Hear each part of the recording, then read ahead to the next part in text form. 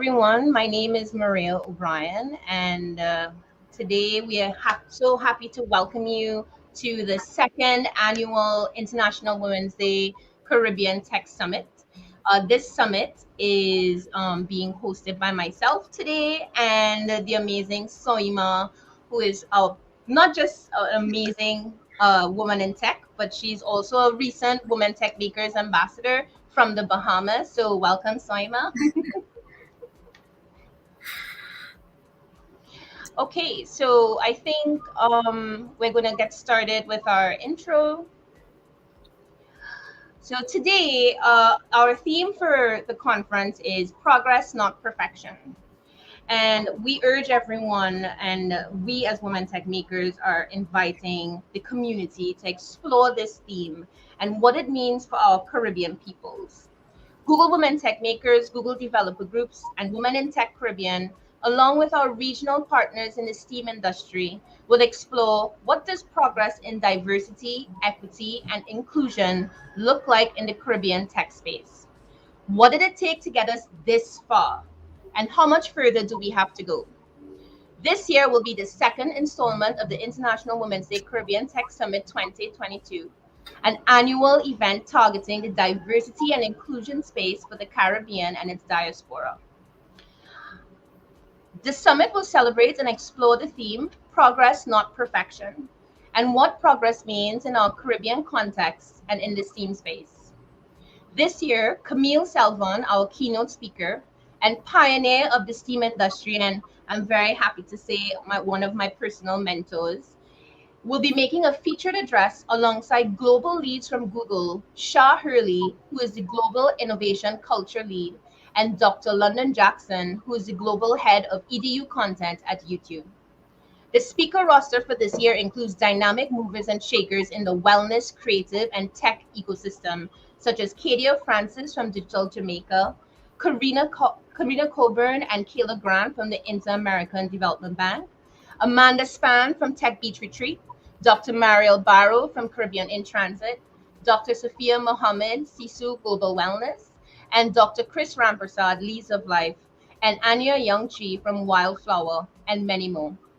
The IWD Tech Summit will also feature talks and panel discussions on the following topics: the good, the bad, and the ugly, which will explore things such as career challenges, successes, and failures, pivots into non-traditional roles in technology, climate action, sustainability, and technology, current creative trends and new markets. We're all really excited for that day. Navigating opportunities in the ecosystem. This day is like a power pack day. We're so excited.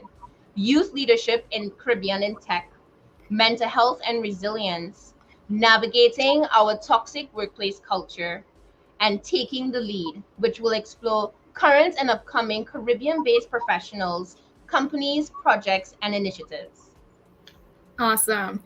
This event is executed by a growing network of allies and women leaders. By us, for us, okay? So our partners hail from 10 Caribbean countries, including Jamaica, Trinidad and Tobago, Guyana, Barbados, St. Vincent and the Grenadines, Guadeloupe, the Bahamas, Suriname, Brazil, and Haiti. Can you imagine that? So awesome. Listen, the list will continue and grow throughout the years. I just know that.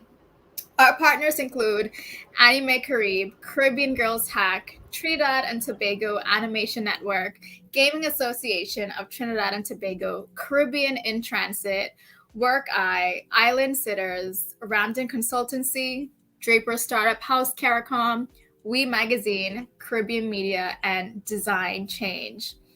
Google Women Tech Makers and Women in Tech Caribbean have brought together influencers, industry leaders, and pioneers who have broken barriers and spent their time pursuing projects and initiatives that #break the bias. These partners are bringing the Caribbean into the digital forum to compete, meanwhile fostering ecosystems to facilitate the greater expansion of their efforts and investment. So let's just give them a round of applause. Amazing. Okay, so I think our first speaker is going to be, hold one second.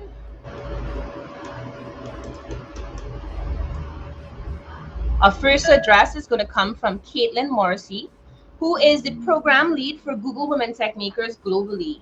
We have been supported by Caitlin for not just the Tech Summit, but with DevFest. All of our diversity initiatives so far have been not just supported by her, but she's helped us by encouraging our communities, encouraging recruitment. So we want to thank Caitlin personally, from me as well as the rest of the committee, for being here and supporting us again. Thank you so much, Caitlin. Thank you all for being here. Hi, everyone. My name is Caitlin Morrissey, and I work at Google as a program manager on the Women Tech Makers team. Thank you all for being here today, and welcome. I would also like to extend a huge thanks to Maria for putting this event on and for hosting me for the second time. It is great to be back with you all today. This year's theme is progress, not perfection. The idea that we let go of being perfect and allow ourselves the space to celebrate all types of progress. And this is something that I personally relate with. I am someone who has struggled and still continues to struggle to let go of perfectionism. Growing up, I always wanted to be perfect. I wanted to get straight A's. I wanted everyone to like me, and I wanted to be great at absolutely everything that I did. And this caused a lot of stress in my life because, of course, it was impossible to be perfect at any of these things, let alone all of these things. I wasn't great at science, and so I didn't always do well on tests.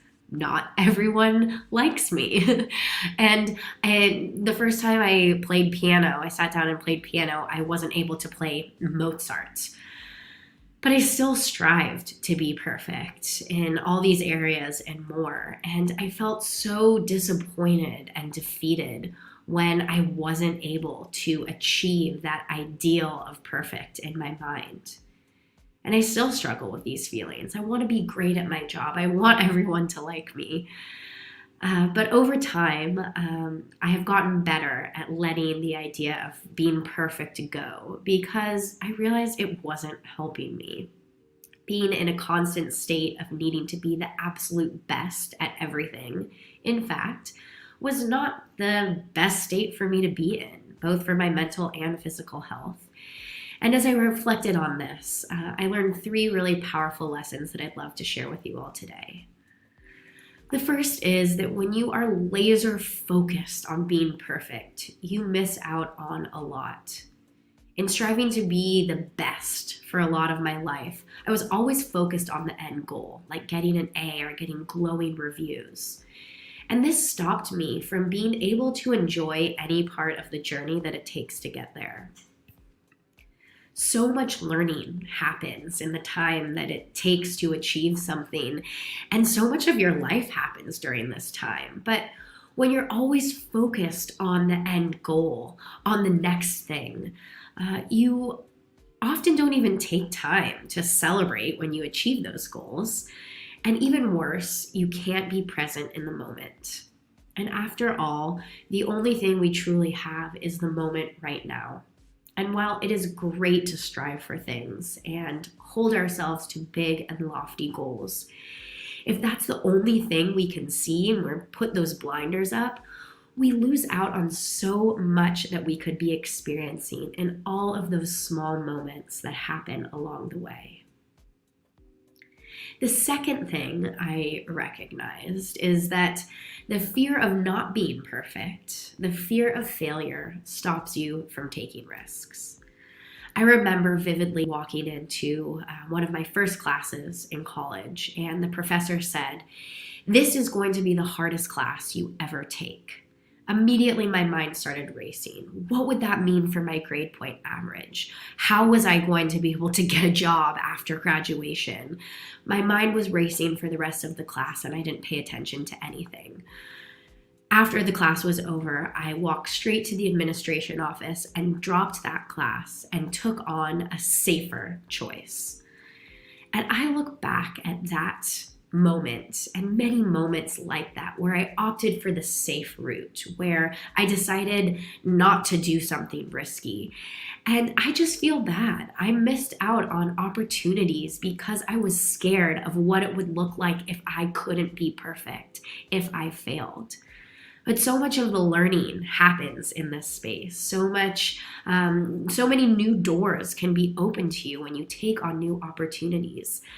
And I know that this is something that especially affects women. We're taught at an early age that we need to be perfect, but this really hinders us because we miss out on opportunities. We miss out on doors opening because we're taking risks, because we're not taking those risks because we're afraid to fail. The third thing that I learned is that perfection is a myth. It is not something that is ever achievable. And if we keep holding ourselves to being perfect, we're going to be constantly disappointed. In reality, it's very rare that we go from where we are today to the goal we have in the future in a perfectly straight line. Our paths are often a lot messier than that, with ups and downs, advancements and setbacks. I believe that the people who are most successful in ultimately reaching their goals are not the ones who set out to do it perfectly. I think that it's the people that believe in themselves that do. The people that don't get too discouraged by a small failure or misstep, who recognize that even if things are really, really bad in the moment, they have faith that they'll find a way to get out of it. There is ultimately a light at the end of the tunnel. These people are the ones that remain realistically optimistic and believe that they have the strength to get through everything, even if it looks very imperfect. Throughout today, I hope you have some time to reflect on the places in your life where you might be holding yourselves to a perfect standard. Maybe you're really focused on a promotion or getting a grade. And instead of just being laser focused on that and putting those blinders up, you might be able to let that go a little bit and allow yourself to enjoy the journey. Maybe you're thinking about turning down a new opportunity because you're scared you might not be able to take that on. You're scared of what happens if I fail. And today you can remind yourself of just how strong you are and how ready you are to take on that new opportunity. Or maybe you're stressed out about a mistake that you made, or anywhere in your life that you are being less than perfect. And I really encourage you to just let that go. We are all imperfect and we all make mistakes. Our paths won't always be linear or clear, but the important thing is that we keep moving forward. We keep celebrating all the small wins in our lives, and we do not let the fear of being perfect hold us back. So welcome, have a fantastic day today, and enjoy every minute of it, all of the imperfections. Thank you again, and have a great rest of the summit. Wow, that was such an amazing address by the amazing Caitlin Morrissey, who we were so happy to once again host, as she said, and right back at you, Caitlin. We think that being imperfect and accepting our journeys, the good, the bad, and the ugly, which is our theme for today, is a big part of moving forward and finding a sense of fulfillment in life. So we're going to move on now to the amazing Rodrigo Akira Hiroka, who is a developer relations regional lead at Google for LATAM. I met Rodrigo about 2 years ago, and since then he has been, completely irreplaceable when it comes to ensuring and supporting our regional events. Both he and Nicholas, who's going to be speaking later, gave me a really awesome welcome. By the way, Rodrigo, this is Soima, who I was telling you about. I'm just going to add Rodrigo on. Soima, this is Rodrigo. Hi, Rodrigo. Hello, how are you? Good. Soima is from the Bahamas, and she's, we had a little discussion about how we're going to grow as a community, and what role Google Developer Groups plays with that. So we're very happy to have you here today, Rodrigo, to tell us a little bit about that. Awesome, awesome. So, well, first, thank you all for giving me the space so we can present a little bit about what we do. And before that, I forgot to introduce myself. My name is Rodrigo Akira. You can call me Akira because we have too many Rodrigos in our office here in Brazil. And I'm also based in São Paulo, Brazil. And I'm the developer relations regional lead at Google. So, what does this mean? I'm the person responsible for our community programs in our region focus on developers. And what are those programs? Well, Caitlin just mentioned the Women Tech Makers program. That is a very important program for inclusion of women in tech in our industry. And I'm also responsible here in Latin America for this program and some other ones. And I'd like to start talking about the GDG or Google Developer Groups. So, what is a GDG? Well, a GDGs are groups of developers, IT pros, or technologists, anyone that has a passion for technology and specifically for Google technologies that organize events, meetups, study jams, to promote knowledge for the local communities. This is a very important program for us in Google, basically because we really bring knowledge to the most remote regions we have in the world. Just to give a context, in Latin America, we have 167 chapters, GDG chapters across Latin America. We have some of them are based in Brazil, Argentina, Venezuela, Peru, Colombia, and also we have a strong presence in the Caribbean. So that's great, and it really makes me glad of leading this program in our region. When I represent the GDG program, I like to say about the three pillars that we have in our program. The first pillar is connect. Is the possibility that we have to connect local developer and technologists, with all the community we have regionally. We used to gather to get together in person. Now we had to move to online, but I really expect that we're going to be able to resume the in-person events, and I'm going to be really glad to attend one of these events in the Caribbean region for multiple reasons, not only because it's an important reason, but also it's a very beautiful region we have in Latin America. But connection is something very important because it means that you can provide you networking, you can meet new people, learn new things, new technology. So it's very important to connect people because in the end, it's all about connections. It's I have tons of stories that I've heard when I was visiting some GDG chapters when I joined Google. And the most amazing thing was that I remember that once I was in a city in Brazil, attending one event, and the person he had lost his job, but he was there participating in a GDG, presenting about other technologies that was not a Google technology, by the way. He was presenting about Azure from Microsoft, and we don't care. We are much more concerned about bringing knowledge for the community. And after that, his presentation, the person that was the organizer, he was working in a company that was, that gave us a space to do the event, the meetup. And then, hey, just one question. So you said that you're looking for a, job opportunity. We're looking for a sysadmin, and can you come here tomorrow so we can talk? So later, he sent me a message. Hey, Akira, I got a new job just because I was presenting a meetup. So that's amazing. So these kind of things, these kind of connections, it's what really makes me feel glad about leading this program in the region. The second pillar that we have is learn. You can learn about a range of technical topics and technologies, and gain access to new information that you couldn't imagine could be you could have access before. And you can do this through hands-on workshops, trainings, events, talks. The way you want, you can share and learn new things by participating in our community programs. That's also something very important. And you can see that I love sharing stories, and I'm going to share a story that I've heard when I was visiting a country in Central America. So I was attending a meetup. It was hosted in a university, and I started talking to the audience. I introduced myself, and then later I was in a coffee break, and then a person he reached me and he said, "Oh, hey, I would like to say thank you for you." And I asked, "Why? What did I do?" No, just because of you. Now I can work. I have I got a job as a developer here in this country. And I said, Yeah, but I didn't do anything for you, No, no, because of the GDG program. So it was not me. It was, these guys here, the organizers that were promoting those events and etc. But can you tell me a little bit more about, how you got this job? So I used to live in, I was born in Venezuela.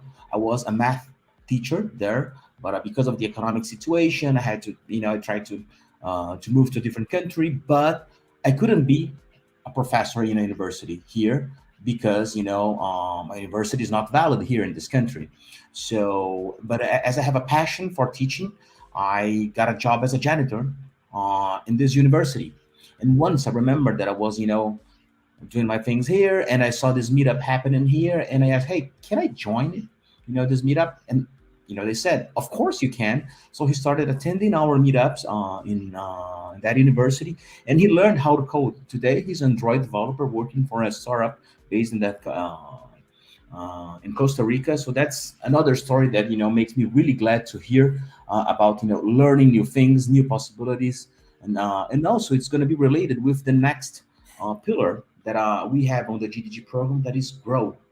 It means that we can grow by applying the knowledge that you can get on this program and the knowledge that you had before with the connections that you build here on the GDG program to build great products, to advance your skills, to advance in your career, maybe get some advice, and also it's also an opportunity to give back to your community. So that's how we have those three pillars, and they are very connected with each other.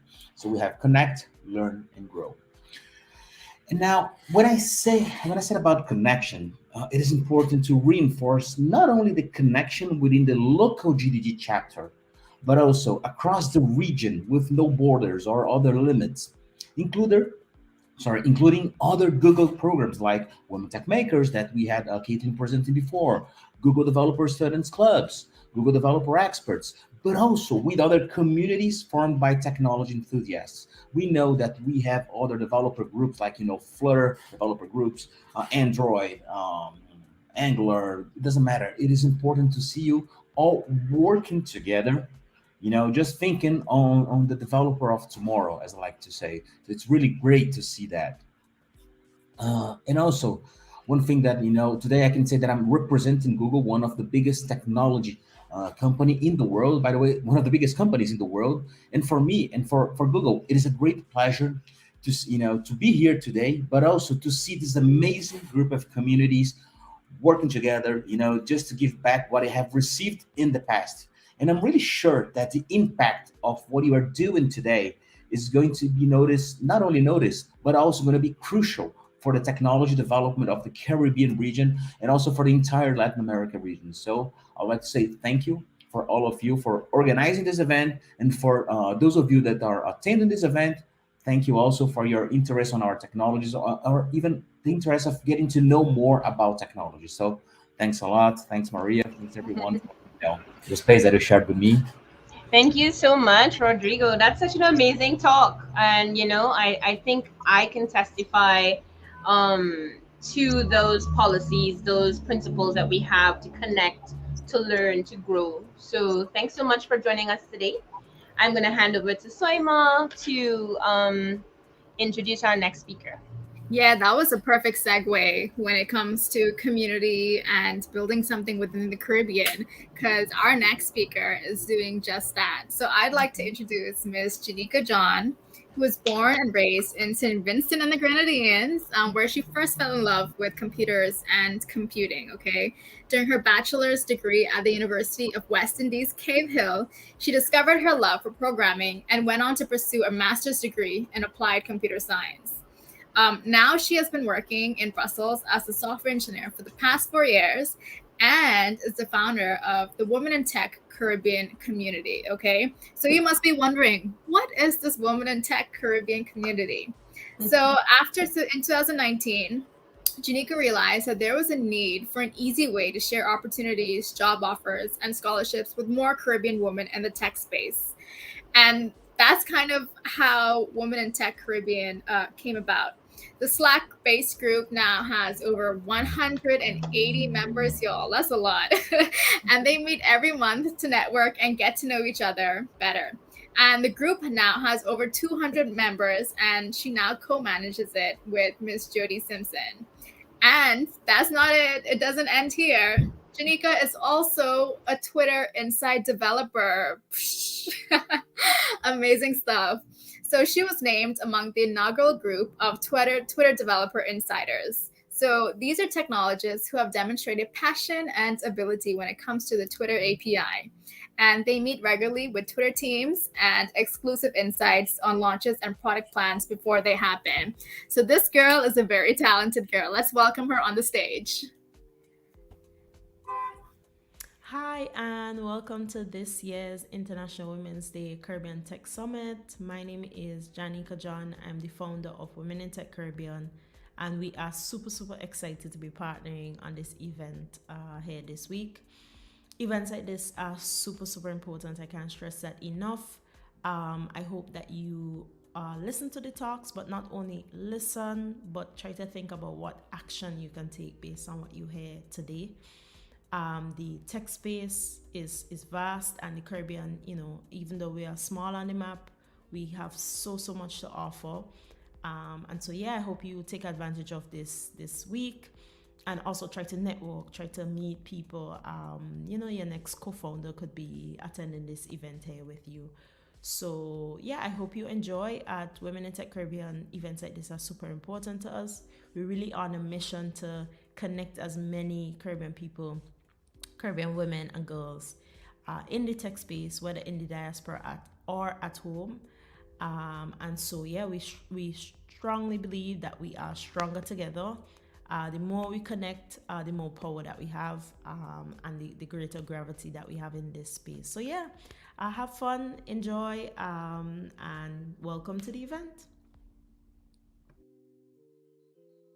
Thank you so much. Yeah, The more we connect, the more power we have. Can you listen? Powerful.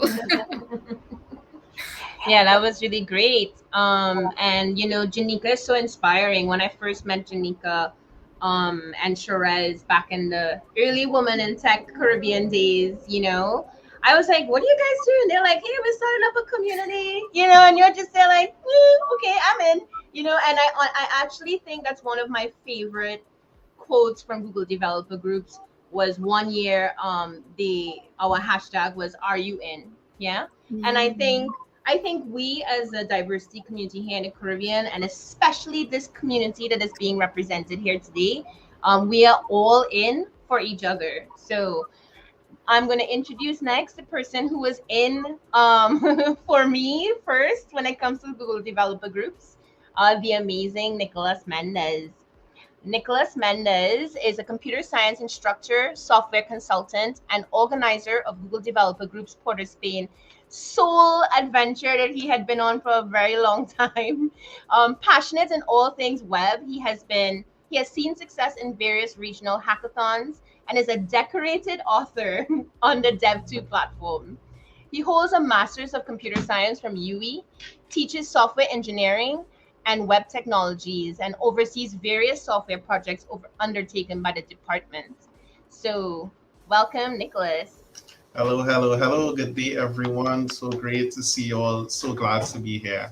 As Maria said, I am one of the leads of Google Developer Group Sport of Spain. Of course, Maria and LaShawn and Chantal are co-leads as well. And I'm honored to give some opening remarks for this International Women's Day Caribbean Tech Summit event for 2022. Like our regional lead, Akira said, the Google Developer Group platform has chapters all across the world. And they're all aimed with about fostering learning, collaboration, and community building with those that use Google products, technologies, APIs to address product problems that arise in our everyday lives. The Google Developer Group Port of Spain chapter was founded in 2018, and since then, other Google community programs such as Women Tech Makers TT, a local Google Developer Student Club chapter, and many other regional counterparts have been established. It's really amazing to see how the platform has grown regionally. This is the second running of the summit, and we are so happy to be a part of this collaboration with communities such as Women Tech Makers, Trinidad and Tobago, Guyana, and the Bahamas, the Women in Tech Caribbean community, as well as our huge extensive list of partners. I believe events like this are very important to the future of the regional and global tech ecosystem as we continue to evolve to be a more diverse, equitable, and inclusive space. It's amazing to see how much this event has scaled after just 1 year. This year's roster boasts many amazing individuals from diverse backgrounds doing great things in tech and furthering the inclusion cause. To that end, I want to congratulate Maria and her team for this amazing event. We have a packed agenda with various talks and roundtable discussions. Thank you, Maria, for your continued efforts in advocating in this space, among many others. Thank you for having me, and I'm looking forward to hearing from our rockstar speakers.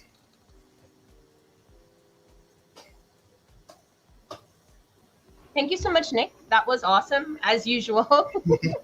Like I wouldn't be here if it wasn't for Nick. I know I said that earlier, but Nicholas is what we might describe, not might, he is an ally in all areas. And we need more allies. Like the diversity and inclusion agenda can't move forward without men and allies like Nicholas. So thank you so much, Nick. Of course, anytime. Okay. So now we're going to move on to our keynote speaker, who is the amazing Camille Selvon. And Camille Salvon is not only a mentor of mine, she's also our lead and, of course, founder of the Anime Caribbean Animation Festival, which is the largest animation festival in the Caribbean, including so many countries.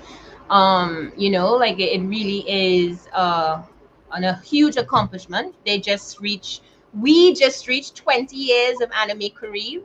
And in that 20th anniversary celebration, they recently launched the T-Tap Factory, which is the first animation and mixed media and interactive media school in the Caribbean of its kind. So we're so excited to hear from Camille and what she has to share with us about her story and how that connects to our theme, progress, not perfection.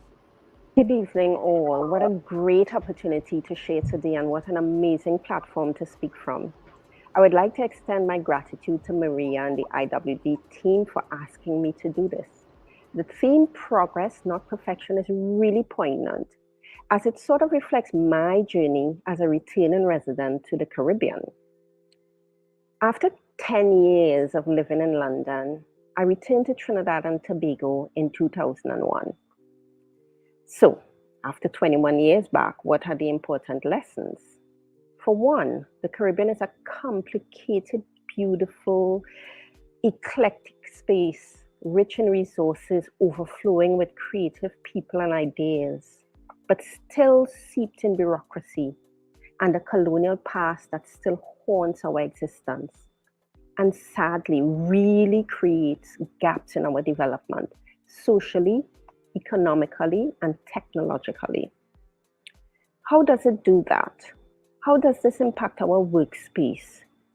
Though we have evolved as a region, we still experience a level of bureaucracy, misogyny, and corruption, which, if not confronted, will continue to block our growth as a region. My talk today is not to wallow in this, but to share how I am dealing with this. Since my return, I have, with the support of great people, been part of several pioneering initiatives in the tech field in the Caribbean. First of all, the establishment of the 20-year-old Anime Carib Festival, which has been named as one of the top festivals by online magazine Cartoon Brew. The establishment of the diploma, now a BFA in Digital Media Arts at the University of Trinidad and Tobago. And did you know that we have trained over 300 students so far? And the establishment of the CXC Cape in Animation and Game for Caribbean secondary schools.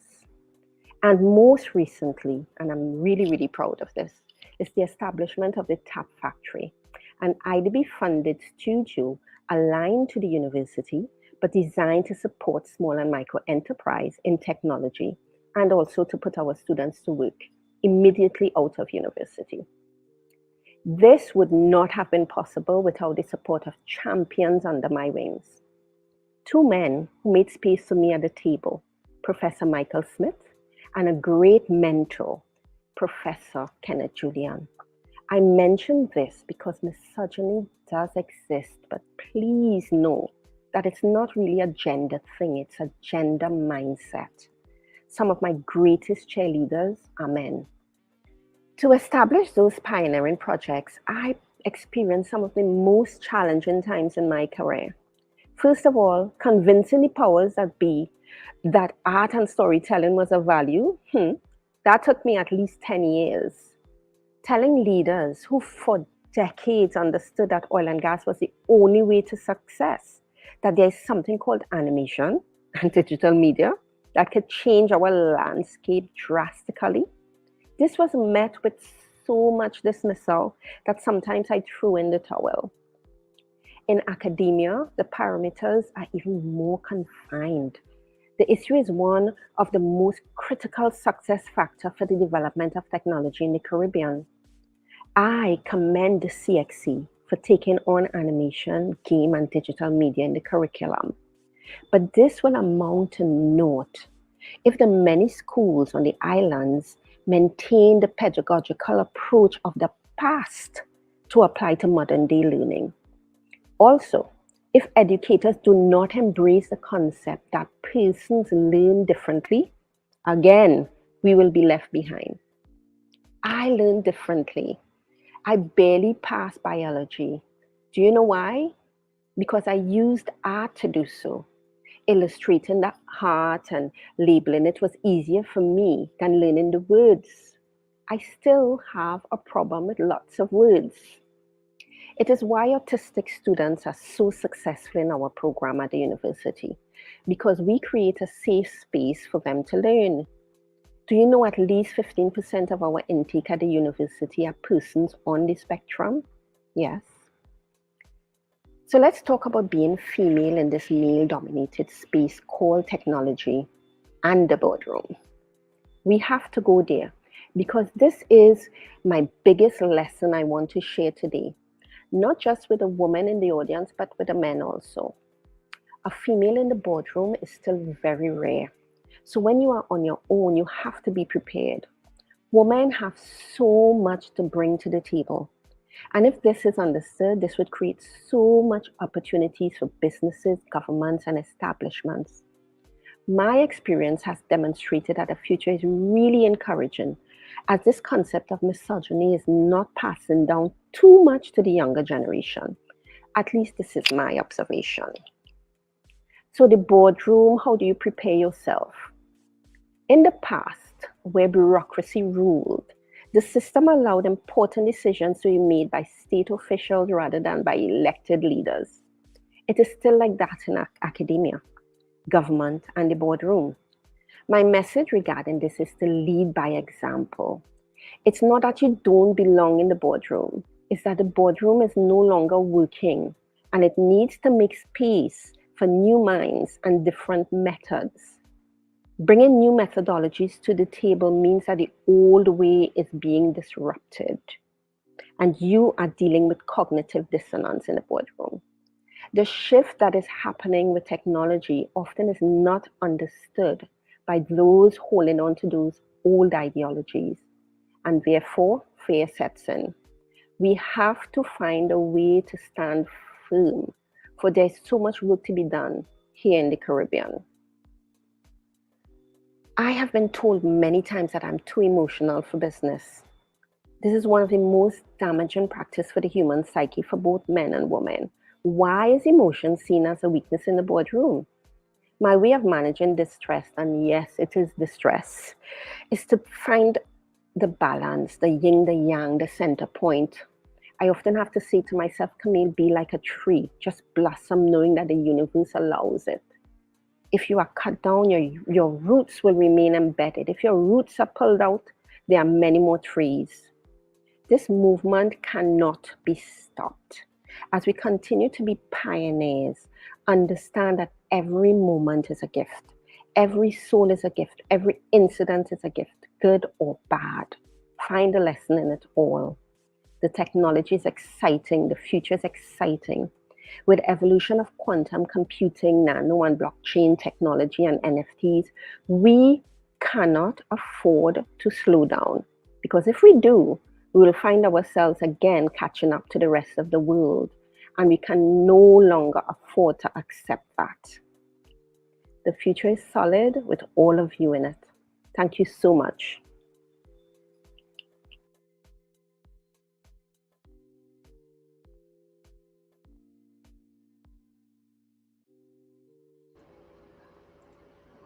So thank you so much, Camille, for such an amazing address.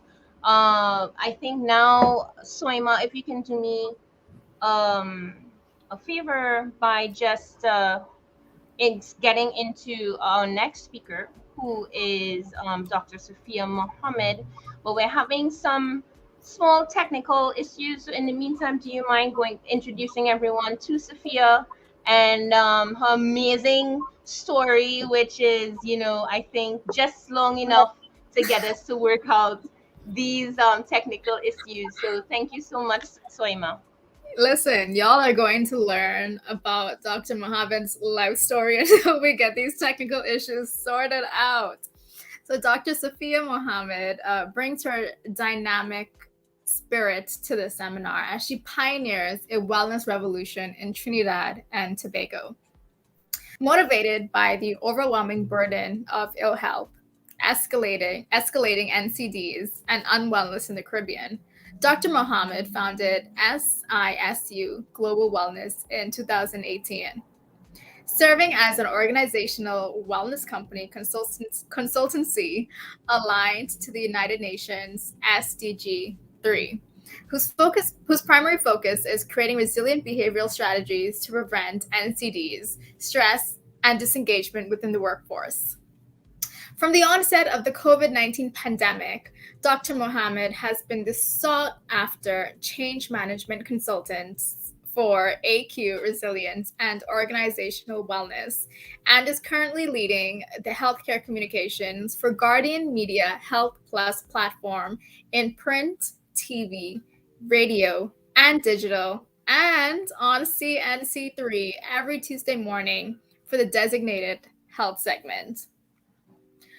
Currently pursuing lifestyle medicine at the Harvard University, her focus is strategic, progressive interventions in the landscape of lifestyle, health, well-being, and capacity building. The pillars of resilience and behavior change were reinforced in her training at the United Nations Institute for Training and Research in 2017. Dr. Mohammed previously worked as a senior physician at the neonatal intensive care unit at San Fernando General, spearheaded many progressive initiatives while there, being 2006-2011, and was chosen as one of the 50 distinguished alumni at UWI's 50th Jubilee celebration in 2011. That's a big deal. So, wow. She was the youngest female doctor among her graduating peers, conferred for her work in human capacity development and compassionate care in heightened trauma areas. Leadership was in her DNA. On being selected as an emerging foreign leader by the U.S. Department of State Premier Professional Exchange Program, the International Visitor Leadership Program in 2009, and then further on becoming a certified John Maxwell Leadership Coach in 2016. A well-known keynote speaker, Dr. Mohammed most recently shared on optimizing digital well-being in a pandemic at the TTCSI Designate at Dubai 2020 talks shared. One of the most defining moments of her medical career is being the assigned physician to Nobel Peace Prize winner Malala on her visit to Trinidad and Tobago in 2014. That is huge. So if all our technical difficulties have been sorted out, I would definitely like to welcome Dr. Sophia Mohammed on stage. Yes, our technical difficulties are sorted out, and that was on Perfect our timing. end. Yeah. Welcome, Sophia. We are so excited to have you here with us today. Good afternoon, everyone, and good afternoon to all the speakers before, especially Camille, our keynote. Such pearls of wisdom shared there. And to all the, I would say, the collaborators that brought this amazing summit together. Yes, the future is female, and I firmly believe that it is indeed progress, not perfection. While I await Maria to load up this presentation for myself. And I had that fantastic introduction done. And yes, that is indeed a summary. I'm just going to share from my own life story to each one of you all here. You heard the medical side. There's a little bit of tech in me because in high school, I had the opportunity of even pursuing computer science at GCE level and then at the A level. I actually wrote an entire computer program that was sold, my first entrepreneurial project as a teenager. However, I pursued medicine. And the big why there was back then, and yes, there's makeup on this face, so you're not getting the age, but that's like 20 years ago. And back then, it was not in the accepted phase that females must pursue tech. No, no, no. There's no future there. Go do the typical medicine, this, that, the other. And I love the fact that I pursued medicine. I have absolutely no regrets. But I love now the intersection of being able to align some of that passion from 2 decades ago into what my current field is healthcare. Today's presentation is ICT and technology and ICT and healthcare. And as we start here today, as you heard in a little bit of that introduction, I've also had the opportunity of presenting at United Nations. That is part of the DNA that stays with me that I share with so many other women entrepreneurs. And I've built that forum, that panel representation at CSW. One of our presenters, and I believe she's coming on later on in the week, Marielle Barrow, was on one of the panels that I built representing Trinidad and Tobago at United Nations Commissioner Status of Forum. Now that COVID is part of our review mirror, I'm looking forward to next year, March, for International Women's Day, where we continue to build that panel. Next slide, Maria. So the theme this year for International Women's Day is gender equality today for a sustainable tomorrow. However, next slide, I want to look at some of the inequality facts. Quite frankly, we are well behind when it comes to this gender gap. The total number of women and girls that are subjected to harmful health practices when it comes to genital mutilation, when it comes to half of our women actually in lower income countries do not have the decision power even over their own bodies. And of course, when it comes to education, what we do know is that COVID actually widened this gender gap. Press next. And here's where World Economic Forum actually shared that, that while the gender gap was 100 years, the managing director of World Economic Forum now said 36 more years have been added on to us even achieving gender equality. Really? There's so much inequality already existing. COVID has now widened that gap, adding a further 36 years. So we have quite our plate in front of us. Next. I've had the opportunity of even meeting the Secretary General United Nations, Antonio Guterres, and I love this particular statement. He said, and in reference to this gender gap, we cannot accept a world that tells my granddaughter that equality must wait for their granddaughter's granddaughter. And that's what we're all here to do, to move forward this gender diversity, to remove some health inequities, to really breach that gap, to break the biases, to break the stereotypes. Next.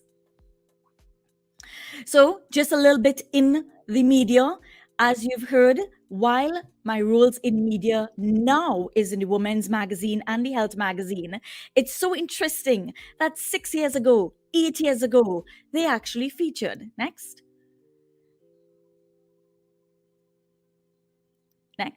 And now I have the opportunity, as you all would have seen, the Women's Empowerment magazine, to be the editor there. So it has really, I love the way the universe always comes full circle. 6 years ago, I was in a paper. Now I have the opportunity to feature some of our own women entrepreneurs doing great things. Some of you all here would have seen Maria in one of our features. We have Marielle to come up as well, Dr. Barrow. We were able to feature this particular tech summit this Sunday gone. And we also addressed why is it so important to have women in the tech space? And yes, it does equate building a better future. Next. Now, you would have heard in the introduction that I had the opportunity of spending one entire week with Malala when she came here to Trinidad. I love this particular statement that she said.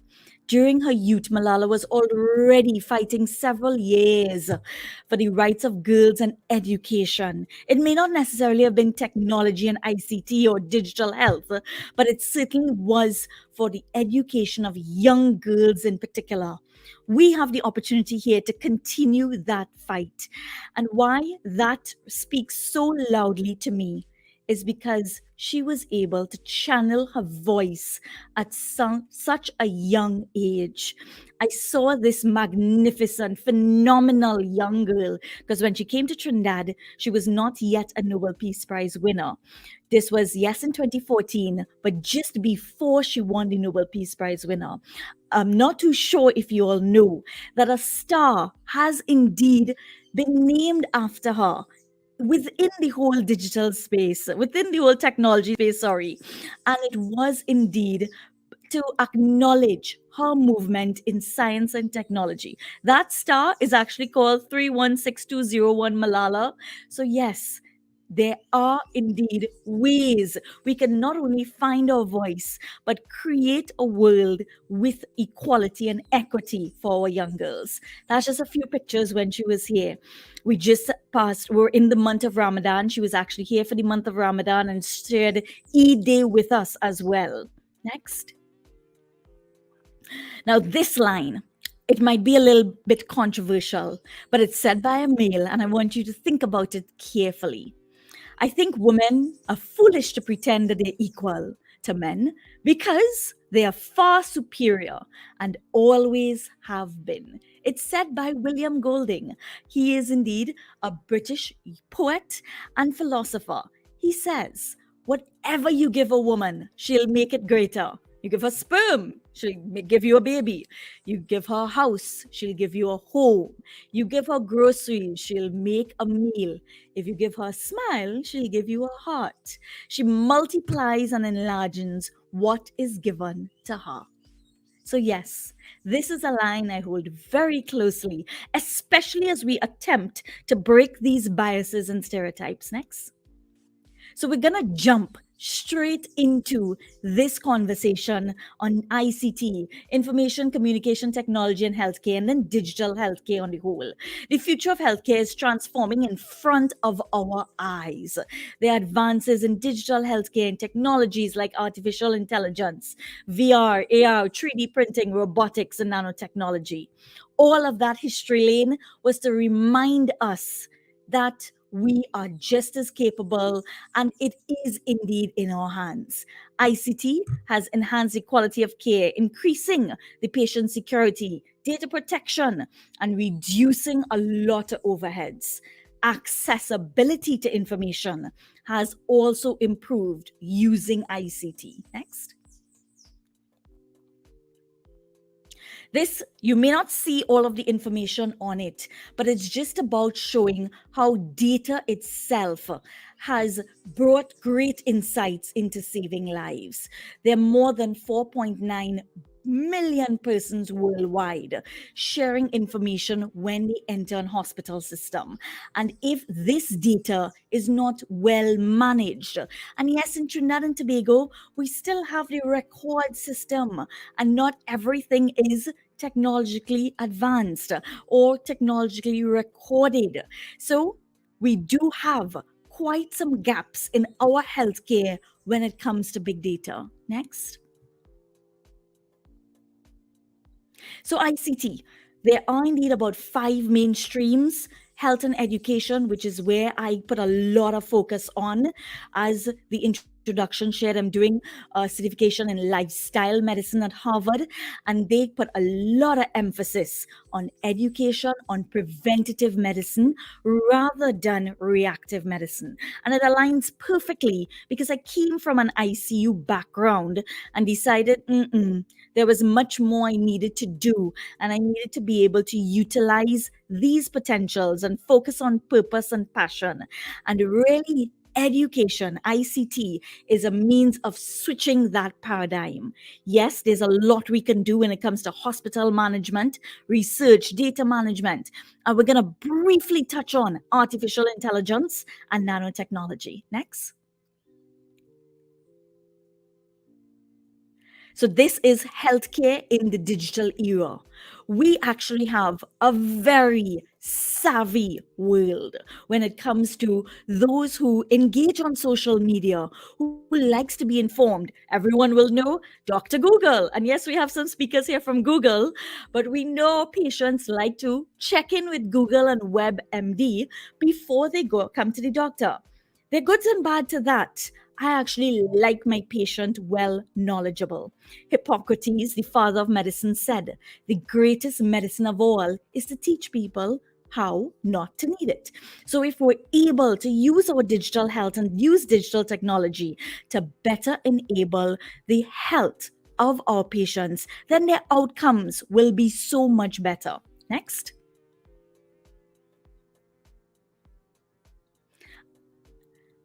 And what you're looking at here is not an archaic system of record taking in an ER. It's very much still an existing system of when patients come into the ER, how they're charted. No, it's not Trinidad and Tobago, but it very well could be in record types just with paper. So as I shared, when it comes to ICT and healthcare, we have a long way to go to improve right here in Trinidad and Tobago. Next. As I shared, we're going to touch on a little bit of how artificial intelligence has helped us redesign healthcare. Some of you may be familiar with Google's DeepMind. They actually created an AI for breast cancer analysis. It's one of the most phenomenal methodologies I've seen. This algorithm has actually outperformed some human radiologists on pre-selecting data types in identifying breast cancer and the various type of breast cancer on an average of 11.5%. Some of these are algorithms within artificial intelligence can now help us to manage those medical records, design treatment plans, create drugs way faster than any current actor in the healthcare palette can indeed do. And this is a statement shared by World Economic Forum. So artificial intelligence, it has the potential to redesign healthcare completely. And I am so looking forward to what the AI experts have to share within this technology summit when it comes to healthcare. Next. 3D printing. We actually do have 3D printing here in Trinidad. It has brought wonders well before COVID. So this one is not a new technology. I'm happy to say I've even been involved with a 3D printing group right here in Trinidad where they were attempting to reprint 3D printed skin.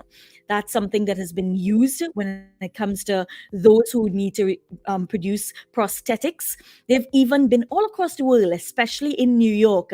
There's documented information of using the 3D print to not only develop skin, but skin and blood vessels.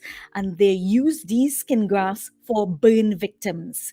They've also developed a couple 3D prosthetics for refugees within war-torn areas. And that list goes on when it comes to 3D printing. This is another aspect of healthcare and digital technology that I would love to see further developed right here in Trinidad. Next. Virtual reality. How many here have experienced virtual reality? Jump in your chat and answer. Do you know we have actually used virtual reality to train some of our surgeons? And yes, I've been part of some of that training, especially during this COVID 19 time when we had to upskill so many ICU is intensive care professionals, intensive care unit within this COVID 19. Yes, we used virtual reality. They're using it now to train surgeons to actually practice operations. In fact, a Harvard Business Review also shared that VR trained surgeons have a 230% boost in their overall performance as compared to their traditionally trained counterparts. So we're seeing peak performance from these digital technologies. Next, there's one more on virtual reality. This technology is also benefiting patients in managing their pain. Yes, VR headsets, not yet in Trinidad, it'll be great if we can, is being used for women during their delivery to get them through their labor pain, to help them visualize soothing landscapes.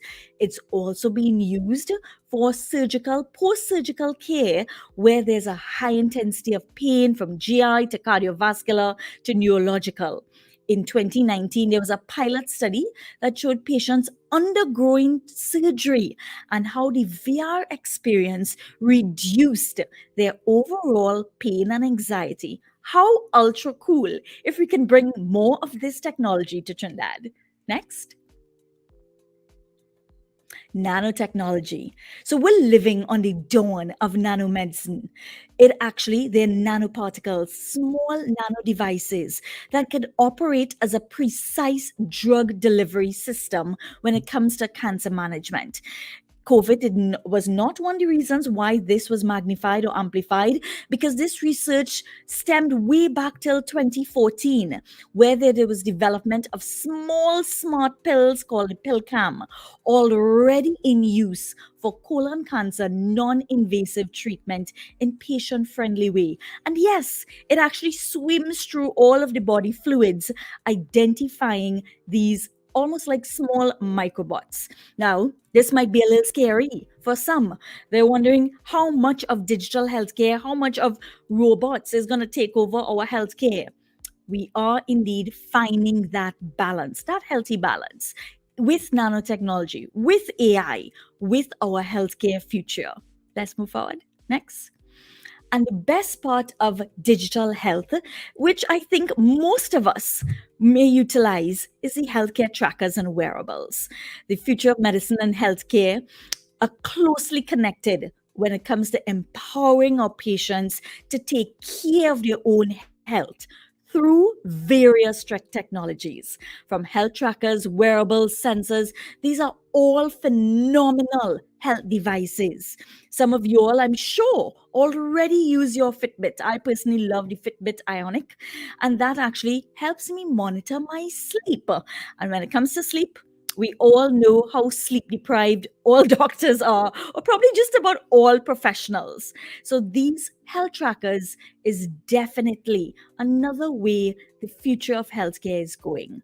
There are also a host of other health trackers that introduce meditation. I'm looking forward next week, I believe it's on the 24th, to hear about the app Recess. But right here, we've also had a couple apps moved forward when it comes to pharmaceutical, that's metal. And in our next slide, where we showed a little bit about the numbers with smart care and healthcare, how is smartphones and these apps are making us smarter. The next slide is the one I want to really reference. Yes, right here in Trinidad and Tobago, the Diabetes Association has also launched their app. And on their app, there is a host of healthcare information, a lot of social networking happening. It is downloadable on both our Google Play and App Store, and it has already provided so many persons with vital life saving information. I'm sure over the next couple of days, we're going to hear about other healthcare apps. And I'm very keen on it because giving those entrepreneurs support is part of CISO Global Wellness personal goals. Maria, I think we'll bring this presentation to an end here. We've talked a little bit about ICT in healthcare and digital health and how it will move not just our patients forward, but the way we will progress, the way we can remove some of these biases. More and more, we need to get our women entrepreneurs involved. As it was shared earlier, why should we keep waiting on 100 years, 136 years to remove these gender biases that are there?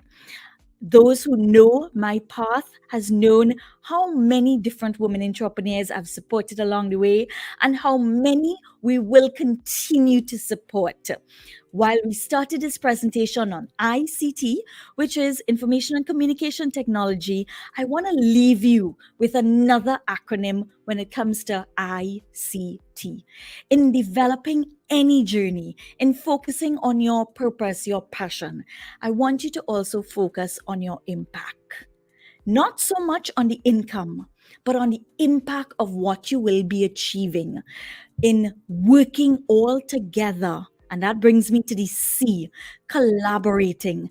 Early on, we had a conversation and I shared to Maria, collaboration is the new currency. And she's like, you should do a talk just on that. And I certainly will, because it's working together. It's where we're going to achieve so much more. Just take a look at this summit. How many collaborators came together? If I had the opportunity to go deeper in AI or nanotechnology, you would see the host of collaborations. COVID-19 had many negatives, but one great positive that came out of this adversity is the host of social cohesiveness it took across the globe to reach solutions. So I focus on your impact. Do so in a collaborative way. And T, do not underestimate your tenacity to find solutions, regardless of the adversity or challenge you may encounter. There's much more I can share, but we have so many other amazing speakers here, and I look forward to hearing from all of them. Thank you so much to the entire team at Women in Tech Caribbean for this opportunity to share just briefly from CISO Global Wellness. Thank you. Thank you so much, Sophia. Dr. Saf, as she has been introduced to me by others. They're like, don't you hang out with Dr. Saf? And I'm like, who's Dr. Saf? Because I only know you as Dr. Sophia Mohammed. You've been doing such a so much intervention, not just through technology, but also through content, right? Which is one of the things that we talked about. And I do feel that this presentation has totally wowed everybody in our audience. So we have a few people who had some comments. Sarah Bernard had to say, good to know they have med students who are using virtual reality here. That's amazing. I mean, so many things that you told us, I don't think we even knew about, because we don't always associate ICT with the medical field, like maybe you associate it with treatments, or maybe like doctors might use iPads to get patient files, but you don't actually think that there's so much modern conceptualization that's being applied of ICT into not just treatment but problem solving of long-term, chronic diseases and that kind of thing. So thank you for all of the knowledge that you've dropped on us today. As normal, it was a huge nugget. So it was. I think that we are going to be very excited to reshare this content and reshare this presentation. So thank you so much, Dr. Sapp. Okay. So other comments that we had for Sophia's presentation were from Mariel Barrow, who was mentioned, amazing to be in the company of these incredible women who are pushing the boundaries. Dr. Sophia Mohammed is definitely one of those women. And she's also one of our partners here at the International Women's Day Caribbean Tech Summit. And so we're very, very excited to welcome her to our partnership family. And we are going to move into one or two of the other comments. Candace Brathwaite said, great presentation. And someone, she also said, I think we need a Dr. Saf app. I love the sound of that SAF app. Dr. Mohammed, we're going to get working on that right away. Okay, so moving forward, we're going to go into our next speaker, who is Esther Calendar George. Esther Calendar has been really getting ready for today's talk, and I always appreciate when it comes to this sort of community intervention, the level of thoughtfulness that goes into every person who presents at this tech summit. So very much want to thank you, Esther, for joining us today. I'm going to very briefly go into your bio while we can.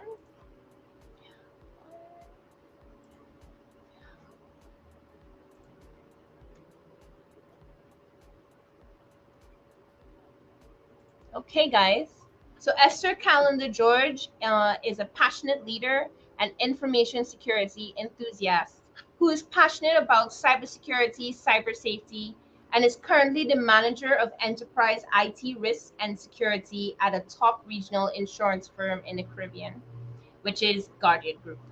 She has 20 years of combined experience in the financial and insurance telecommunication industries, where she led the implementation of IT systems, information security, and business continuity initiatives. Wow. Esther currently holds a degree in computer science from the University of Hertfordshire, alongside the designation of Certified Information Security Manager, CISM, issued by ISACA. Three words to describe her are passionate, driven, and committed. So, welcome, Esther. How are you today? I thank you. I'm great. I'm doing great. I'm excited. We are excited too. So I'm just going to hand over to you. Have a great presentation. Thank you. So my friends also call me ECG, so feel free to refer to me as that as well. It is my honor to chat with you all a bit today about my story. And before I do, I want to thank Google Techmakers, Google Women Techmakers, the Google developer groups, and Women in Tech Caribbean, along with their regional partners in the STEM industry, for putting together an awesome summit. So far, I'm mind blown already, right? I also want to acknowledge and recognize the amazing accomplishments and life stories of my fellow speakers. So ladies and gents, we have come a long way in our journey, and today we continue it. Only this time we work together to encourage others to do the same. So story time. So let's do as they say and begin at the beginning. While we may have different beginnings, all of us may have a different beginning, but it's the same is that we all move from a point of where we are to where we want to be. Hashtag progress, not perfection. It's more than beginning with the end in mind, because it can be difficult to have a clear idea of what that end is. For example, let's say you have ambitions of becoming a chief executive officer or a CIO, a chief information officer, an entrepreneur, a doctor, lawyer, teacher. Is it safe to say that achieving those positions means that our journey has ended? Of course not. The roles we set for ourselves or see ourselves in don't define us. We define the roles. Achieving that role is merely the beginning of a new chapter in our lives. When I think of my beginning, I really think about that time in my life that was filled with doubt and fear, and not only what I could achieve, but if I could even achieve it to begin with. We're currently in CSEC season, or as some of you or us would call it in the Caribbean, CXC. right? And many of us who have children at that age know the struggles that go into our sons and daughters getting them ready for that next level. But for me, as I think back on my firstborn's preparation for his exams at the moment, I think about my friends who are getting their children ready for them. I can't help but remember my time. As I think about theirs, I think about me. You see, we're drilled in school with career guidance initiatives right up until that moment to prepare us for the next step in our lives. But guess what? When I was preparing to set those exams years ago, I actually didn't have a plan. Due to difficulties at home, Form 6 was not an option. Form 6 is A-levels for some people, right? And well, my parents couldn't afford to put me through university, unlike so many of my peers at the time. But I never gave up hope. I knew even back then that the challenges I faced were meant to test me and to train me, not defeat me or break me. I knew that there had to be a way to move forward in spite of what obstacles lied in my path. So we talk about faith. Faith the size of a mustard seed can move mountains. I also had faith. Yes, faith in a higher being, but I also had to have faith in myself and my abilities. I just needed a shot or a chance, right? Because remember, I didn't have a plan. And I got one. I received the opportunity through my school at the time to join a 9-month internship with the Public Bank Limited. This was 23 years ago, and not that old, right? This little 17-year-old, straight out of MOBA, one of the more underrepresented places in our country. Fresh out of St. Francis Girls College, the girl without a plan, I got a ticket. In 1999, I cashed in that ticket and I made sure to use it well. Roman philosopher Seneca said, luck is when preparation meets opportunity. Well, boy or girls, was I prepared? But wait, not at first. Imagine being thrown into the world of work and being told, Esther's a little slow on the computer. Oh my God, that was traumatizing. Right? With that, I then saw the opportunities that lay before me with that ticket. I shaped up, and then the plan came. Now, preparation and opportunity meets hard work.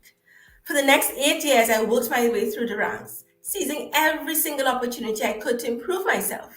And guess what? I still could not afford to pay for school, but I made sure that whatever task I was assigned, I did my very best to exceed expectations, not just meet.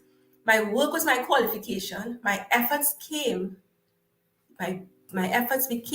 my passes. My faith became my diploma because I had nothing other than my CXC, right? I knew I still had some work to do. After all, our society wasn't just built on good word or also good deeds, right? So now that you've built the foundation, now you have to build upon it. I had that foundation, I took the chance, but there was still so much more to be done. Remember, our roles don't define us, we define our roles. And mine was just about beginning. Things were not always perfect. I had some personal lessons along the way, but the key to my success at the time, as you say, owning your mess. I own my failures, cleaning up whatever mess I made, and moving on, making sure to never repeat them again. After all, along came another plan with it. 3 children and a husband. You can imagine that. Now, here's where it gets tricky, as they say. Remember what I just said about defining our roles and not the other way around. Well, there I was defining a career role, when God gave me another, 2 actually, wife and mother. Was he testing me? Would I be found wanting? Was I to give up one role in favor of the other? Was one better than the other? It's too easy to say that role of a mother and a wife trump that of our ambitions.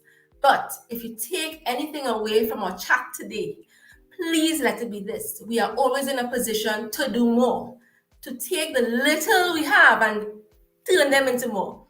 Just because we fulfill one life's ambitions, I always wanted to be a dutiful wife, lawyer. I wanted to be a policewoman. I wanted to be a doctor. But guess what? I'm here. It doesn't mean the end of our other ambitions. I know it's difficult to juggle a career and family, but maybe we need to rethink or relook how we handle things. Jugglers have great skill. They have many things going on simultaneously and with the greatest of ease. Some can even juggle tennis balls, bowling pins. Some can juggle knives, swords, chainsaws. But they all have the act of manipulating objects, often for the amusement of others. Pursuing your career is nothing like that, and it could never be. Being a businesswoman, a wife, a mother, a daughter, a sister, a friend, and so much more is not a circus act. It is your life. But remember, our roles don't define us, we define them. In between work and taking care of my family, I wanted more. That desire to pursue and achieve my goals never went away. And if we're being honest, in this life, where the price of things going up almost every time we turn around, money is a big part of it. And there's absolutely nothing wrong with the pursuit of money through hard work and effort. People will mistakenly tell us that money is the root of all evil. It's the love of money that's the root of all evil. Wanting to make more money could never be absolutely wrong or evil. Why? Because we do things we do to make money to achieve and take care of others and love the ones we love the most. At least that's how it was for me. We don't work hard and achieve because we're in competition with our spouses, loved ones, or even peers. And or enemies. The money we're after is just a reward for a job well done. So there I was, behind ears, wet behind ears, with purpose, with goals and intent. And I wanted to go where the money was. And at the time it was in IT. So I put pen to paper, worked the hours, took the loans, did the licks, got the licks, and eventually I earned my BSc in computer science. But here's how it went. At each year level of my courses, I set a goal for entering a different area within IT. At each level. So first year, I looked for a job. Second year, I looked for another job. It was during that process, just before the beginning of my third year, and soon after the birth of my third child, I remember one male manager saying to me, "Why are you rushing to get a degree? You're in a good job. You can stay here." At the time, I was a system administrator. What made that more difficult to accept is that I decided to join the IT field at a time when women were not taken seriously unless you were, say, a coder or programmer. In every technical role thereafter, including that one, I had to prove myself over and over again to my male and my female counterpart. Pressure, talk about pressure. Most of all, I had to prove myself to and for myself. So think about it. The backdrop, it may seem a lot, but I had to shut out the background noise, the detractors from inside and out. Inside was the biggest one. I had to think about the next move. Do I give up? Do I resign myself to all other people say? Do I dare to leap? Do I dare to dream? And Lord knows that I have from time to time, but I do stay down. Do I stay down? If I did that, we probably wouldn't be speaking today, right? I don't know about you, but I'm glad to be here with you to share my story. 1 second.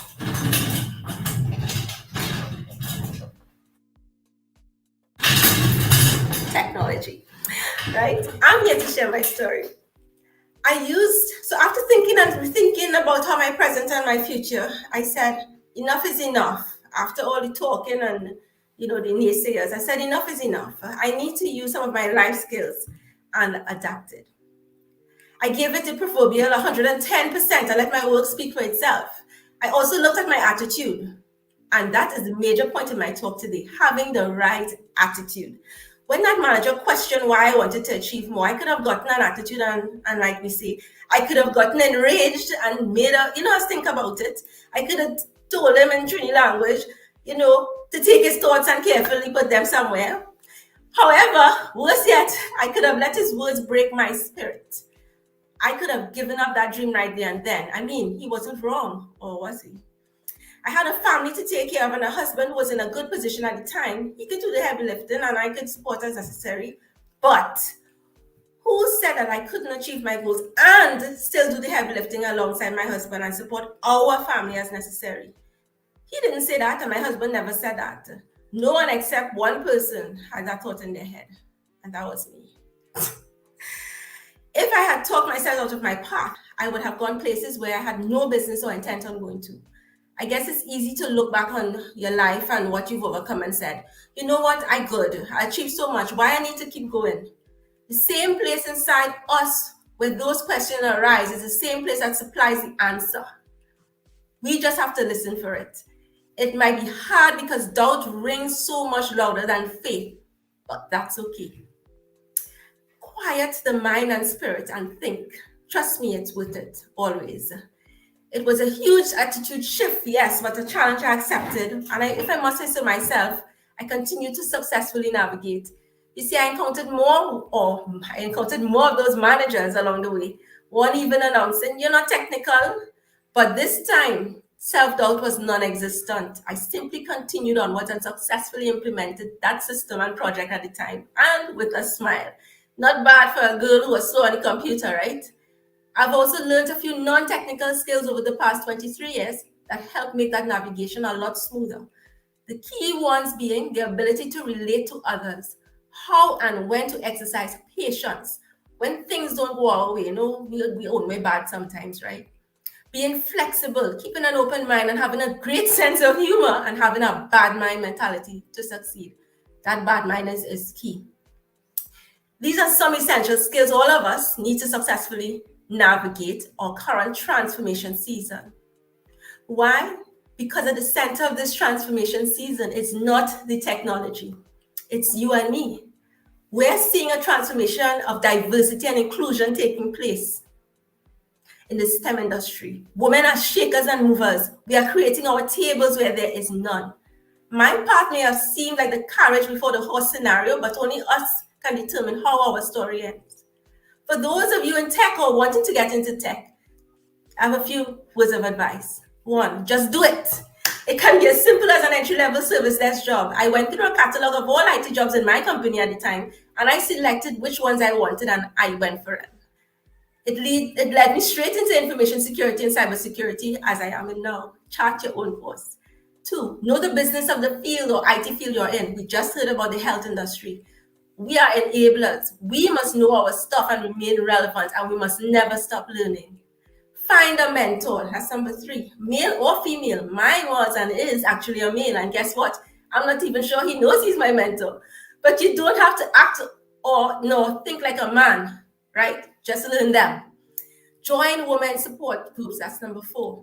Google Women Tech Makers, Google Developer Groups, Women in Tech Caribbean. Join those groups. I didn't know of any at the time. When I was going through my transformation, they are a great sense of support. Difficult does not mean impossible. Challenge yourself. Comfort is the enemy of success. And the imposter syndrome is real. But guess what? Confidence is everything, right? If you are going into a relationship, and this is my final one, choose your partner wisely. That's a point that a lot of us miss. This field is not for the faint of heart. You need that support for your mental health and your current and future family. Maya Angelou said, "We delight in the beauty of the butterfly, but rarely admit the changes it has gone through to achieve that beauty." As I did and I continue on a personal level, let's remember to acknowledge the changes we are going through to achieve that beauty we are aiming to see. The journey continues. Hashtag progress, not perfection. Thank you. That was so amazing. I now understand some of the hesitation that you're experiencing, because this was a down to the gritty personal story. Okay. And I was like, I'm probably going to talk about risk management or no, that is not what this talk was about. I really, really think that you connected with a few people in the audience. I mean, I think you connected with all of us. And I know here in this community, one of the things that I'm very proud of is that we have an extremely supportive community. Getting back to what I was saying earlier, we are all in here for each other. So, Esther, that was a rock star first lightning talk. I gotta tell you, like, that was definitely everything a lightning talk was supposed to embody was in that talk. And I'm sure my fellow women tech makers, ambassadors and members, and Women in Tech Caribbean members can testify that everything that you needed to say, I think you said it.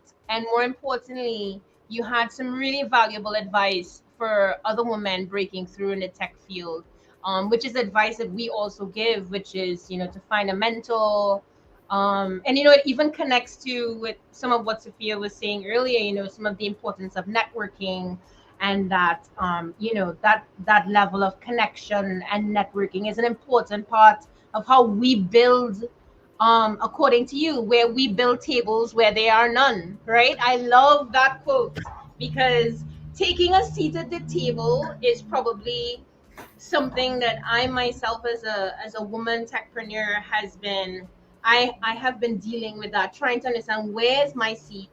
And sometimes there isn't one for you. And what do you do then? You have to create your Create own. your own. Yeah. Yes. So thank you so much, Esther. That was amazing. We're going to move. Do you have any links or anything that you would want us to share with the community? I mean, I know that you work for Guardian Group, but I feel like you should have your own tech site that's just Esther. I'm working on something. I'm working on, but persons can connect with me on LinkedIn. Okay, great. We will Right, share that. Tony? We Yeah. will share that link. And same thing with Dr. Sophia Mohammed. Like, I feel like we women such as yourselves really need to have a home for your own content. Yes. Which is like your talks, like what you just did. You know what I mean? Like, it's really important, because that's sort of like, I suppose, tertiary mentoring, right? I do believe like there's tertiary treatment in the medical field, there's tertiary mentoring that happens through these videos and this type of content. So looking forward to see where you go next. That's gonna be great. Thank you. Thank you so much, Esther. Okay, so our next speaker is Ariel Duquesne, and Ariel is the founder of Rome Caribbean, founder and CEO. And we're very, very happy to welcome Ariel here today. We're going to be doing an interview on Rome TT and on her journey as a techpreneur. Welcome, Ariel. How are you? Hi, Marianne. Hi, everyone here looking on. Really, really happy for the opportunity to be here today and share with you guys. Thank you so much. Like, I really wanted to, I've heard of Rome TT since I came back to Trinidad and Tobago. So before I even saw your details around your submission, I was kind of like, oh, I'm going to be so excited to hear about this journey, which I'm sure, you have so many interesting details to share with us. So I had a few questions to start off with. And the first question is, tell us a little bit about your journey into tech. So many people, every time, I mean, that we do these tech events, these talks and summits and conferences, people always ask us, what should I talk about? And very often that gets connected to how they got into technology in the first place. So how did you get into technology, and what is it that made you commit to this field as something that you wanted to invest fully in? All right. Well, I'll start off by saying, I have to be honest, it wasn't really my intention to get into technology in the very beginning. It kind of just happened naturally. Really, how it started off, was with my love for the outdoors, in general, when I started this company and this business and the brand. And it just stemmed from, I knew one thing was certain, that I really wanted to make a living doing what I love to do, right? So I really started off in tourism and travel, and I still am in tourism and travel, and that was the focus. And it just really started off from when we used to go, I would say, on a lot of different road trips with my friends, and we would post pictures of these, I think, these hidden spots or places, for instance, the mud volcano and little secret waterfalls that would pique people's interest. And I would find that when I post these pictures up, everybody would run into the comments or run into to my inbox and be like, where's this? Where's this place? We want to go to this place. And I think from there, I really get to realize the power of social media and the power of marketing. And I was also able to identify the gaps that we had. There's a lot of things to do. We have a lot of great places to go. And what I gathered is that people back then, and this was about 5 years ago, people back then, they didn't really know about these places, and it's because there was a lack of information online, a lack of pictures, not enough I would say, a digital presence or content to promote a lot of the tourist aspects of our country. So for me, when I started to see that, immediately technology, was the answer. It was clear to me then that there's a gap that technology could actually fix. How can we now use technology and the power that it offers to really solve some of these problems, this lack of information, how to get more content out there, how do we try to use technology in these different ways to solve these problems. So from there, I would say that is where I got the inspiration from, to develop our e-commerce site with 100 things to see and do. We were able to make it easy for persons to book, and receive payments, and really try to get to those tour providers that really would not take the step to get on there themselves, reach out to them and take the time to explain to them, this is what it's about, and this is how we can help put you on there and open you up to this market of all these people. So really just connecting people using technology. That's where it came out from, and the love of travel. That's so amazing. So I really think that myself as well, as a mental health activist, I do 100% feel here in the Caribbean we have so many multi-level issues that are in various industries, like that could be solved by technology. So I do 100% agree with you there on on applying that methodology and applying that curiosity to our social issues, our industry issues, our travel issues. I think that's pretty much how I think a lot of us get into problem solving with tech. So that sounds great. So that's kind of the story behind Rome Caribbean then, right? Rome Caribbean Yeah, is well, it really is based on the love for outdoors and knowing that we as a country, and not just Trinidad and Tobago, I think the entire Caribbean, we have a lot to offer, and we really need to step into that, feel and really use technology to enhance it. So that's my exactly. yeah. So, what are some recent obstacles? Because I know that we were talking about before we got onto this call, some of the things that we as women techpreneurs, and that's actually a term I recently had to wrap my head around, was a techpreneur, which is those of us who are technology oriented entrepreneurs, and then add the word woman before it, and it just adds all of this complexity to the experience of being a female entrepreneur in tech, right? So, what are some of the obstacles you've had to overcome, whether it be as a woman techpreneur, or I know you just mentioned a few of them, which is like having to engage people with your ideas, engage people with your solutions. That is a huge obstacle. I'm going through some of that right now. But also anything else you might want to share with us on how you also overcame those obstacles would be great. Yeah, I think the obvious obstacle that is from a general perspective has been COVID and the pandemic. And that's probably for me personally, especially because our brand was solely around doing activities. So for a very long time, I felt as though our hands were tied in that aspect.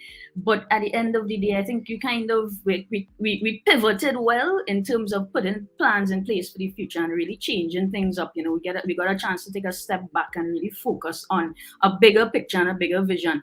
So I wouldn't say I thank God for the pandemic, but I thank God for the opportunity to be able to do that and respond.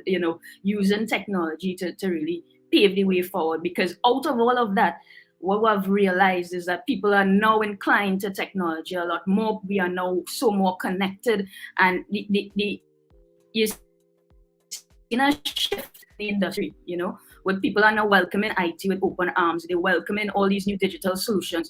So even though the pandemic had its downsides, I think in digital it had a lot of upsides, in terms of raising the awareness and the savviness of people in general, and the openness to certain ventures. So for me, it was good and bad, the pandemic.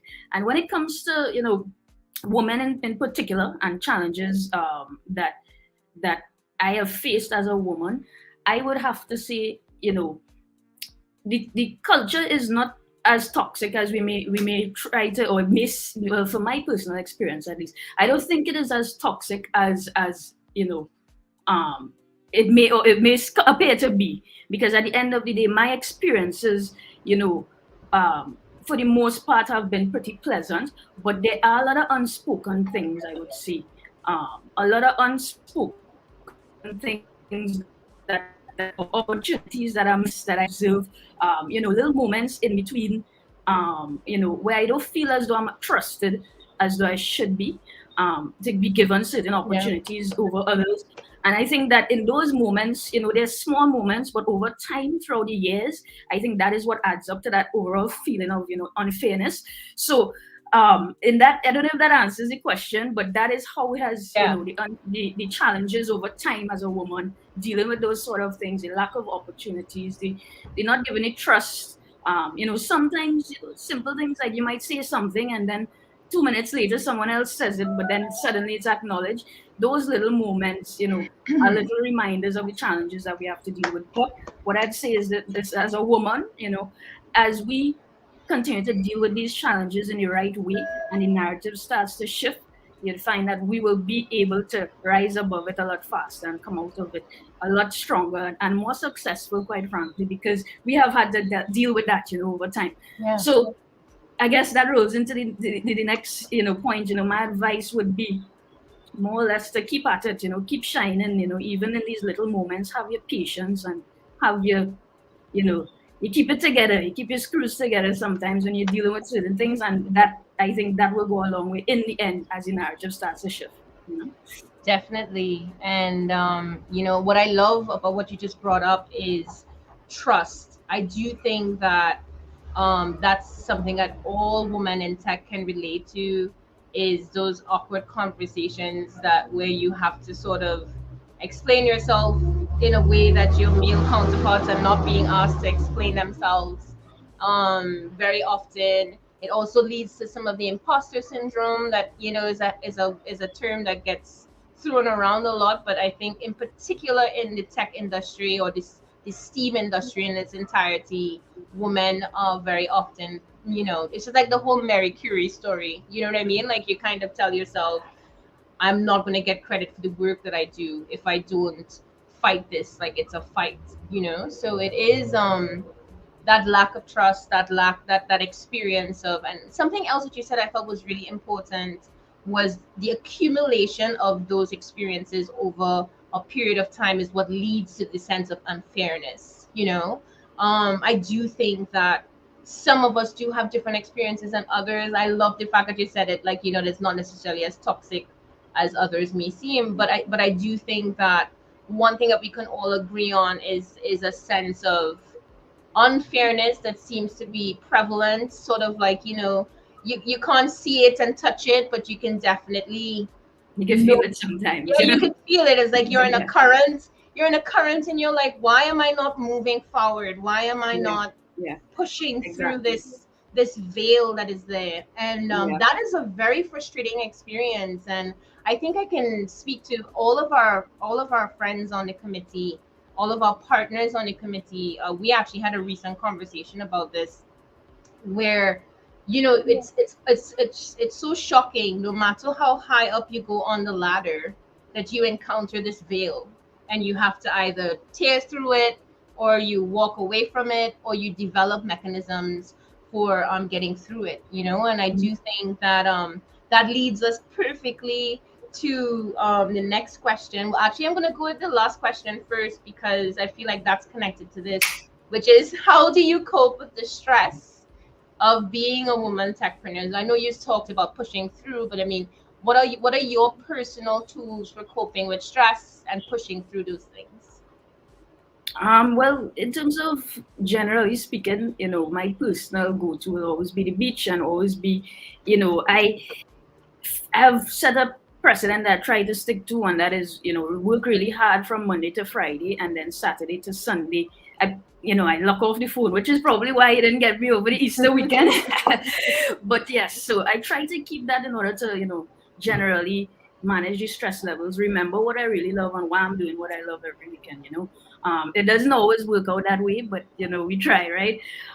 And as a woman in general, I would say, to cope with stress or those little moments, in general, I have learned to try not to act on impulse.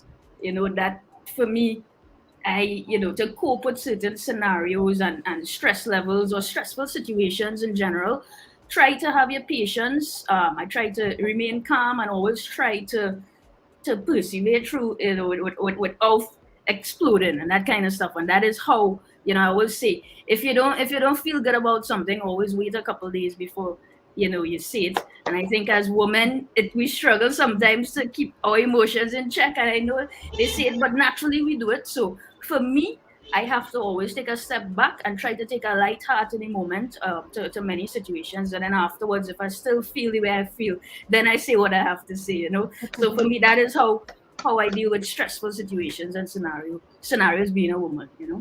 Wow, that is like some amazing advice. Both as a mental health advocate, I have to say you are hitting all the boxes, which is, not just environmental, but internal, and also understanding how to manage our reactions, which is a huge part of workplace culture. Especially if you're in a developing, a growing consciousness at work, And like as we women don't have, too, yeah, as women too, we like have to be careful how we respond, because we're very quickly looked at as having an attitude instead of being assertive and firm. So most we do definitely. have to think very carefully sometimes, and be a little different than we would normally be or would like to be sometimes. But I think it goes a long way. And yeah, I think it'll go a long way that way.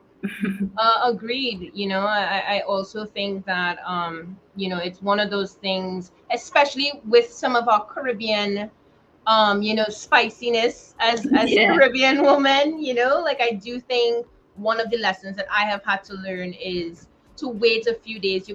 Your advice was on the nail, the head of the nail, where you're just like, you if you're not sure about how to respond, if you feel that you're being clouded with your emotion and a reaction to something that has happened in the workplace or with a client. I've had a few client situations recently that I literally felt like I was so confused that I just thought maybe the best thing for everybody is just to walk away. Like that was my reaction to it, was like, maybe we should all just stop before this gets worse and we just walk away. But I decided not to do anything for a few days, and then the clients and I connected, and a lot of that was just in my head. Like, so I do think that that's really great advice. Do you have any core advice, or like a quote or anything like that that you might want to share with the audience that has really helped you in moments like that? I think just do what you love to do. At the end of the day, I chose Rome because I figured if we have to work and if we have to make money, then you might as well try to do it. Do something you love, right? You cheated, you work and you're having fun, right? And as simple as that is, I don't regret getting into Rome because as hard as I work, I do feel like I enjoy it. I do feel like I'm motivated, to go after it because I love it. I'm genuinely passionate about the country and selling it. And for me, I think you need that passion to get you through as an entrepreneur, and as a woman as well. You need that driving force to really get you through at the end of the day. So as simple as that may be, just do what you love, fuse it with technology, solve problems, and I think you'll be able to weather the storm, and be successful. That was amazing. And are there, before you go, is there any sort of links or any previous or current projects you want to share with the audience so that they can know what might be coming out of Ariel Duquesne or Room Caribbean over the next year or two? Well, actually, we have two app projects that we're raising funds for currently in the seed phases, and we actually are looking to launch that out next year, early next year. It's two apps. One that is using AR, so it's very similar to Pokemon Go, and fusing AR advertising and travel to get people to go to all the best sites and attractions. Really storytelling a destination with AR. So that is one of the projects that you guys could look out for next year, early next year. And the other one is Roam Caribbean. So that's an app that more or less is going to connect you with tour guides and other travelers that like to do different activities and to book it from the palm of your hand. So it's kind of like you're pre-planning your trip from the palm of your hand. So those are two big projects that really trying to get off the ground and get going. And get it into the market ASAP. Hopefully that you guys can get to enjoy it. Yeah, I'm gonna have to agree with Precious. Those two projects sound amazing. I do think, I mean, especially post-COVID, as things are rolling back, people have to refamiliarize themselves with planning a vacation because we couldn't I go think the anywhere market for is so ready, man. long. It's ready. We're now coming out of it. It's good timing. They're ready to embrace digital. So I just, I hope for the best. You guys wish me luck. We'll see how it goes. Okay, great. Thank you And so thanks much, again, Ariel. everyone. Thanks, Maria, and thanks everyone for listening. And really, really appreciate and the opportunity to be here and talk to you guys. I really, No. really love what you guys doing. Really good stuff going on, and I think that the more that you'll continue to do this, is the more that it'll be easy for us as women out here. Yeah, I love that. And I think you definitely helped a few women today. Mariel Barrio just shared a comment. Encouragement is critical to our progress as women. It can be underrated, but it is sometimes the difference between giving up and continuing, which embodies exactly what you were just saying. So Agreed. thanks so much for joining us today, and Thanks again. have a great rest of your week. And we are looking forward to hearing more about Room Caribbean and Thank all you. of your experiments. Bye. Soima, welcome back. That was a nice interview. It almost felt like a girl chat, or something like that. No, I mean, Ariel, I mean, I just met her. I haven't met her in person yet, but I do think some of the impression that a lot of these tech makers, techpreneurs have on me is just always completely wowed by their calm and how they have really fought their way through a lot of forests, a lot of um, positive and negative experiences to be these little vessels of wisdom. Like Yeah.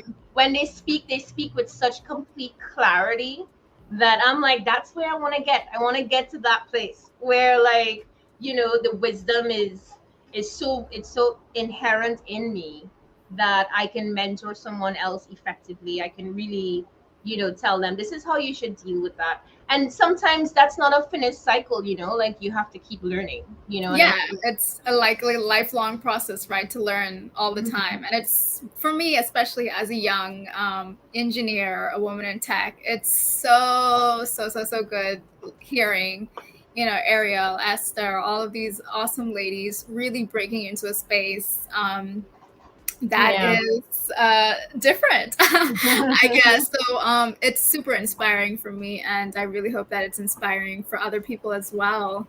Yeah. So Yeah. I'm gonna leave you now to introduce our next speaker. Yes, so we I'll have be back. Miss Karina going to be coming up to the stage in a second. She is an economic development professional and change leader with over 20 years experience in the public and private sector. Her core competencies include strategic planning, change management, and project portfolio management. For over 10 years, Karina has served in a variety of positions at the Inter-American Development Bank and was appointed country representative for Trinidad and Tobago in April 2021.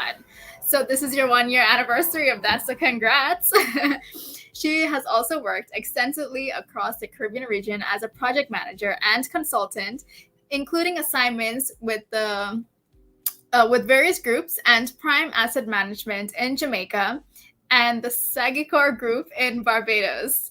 She has worked with the Canadian International Development Agency, the UK's Development Agency, and also served as a technical advisor to the Minister of Finance in Jamaica. Wow.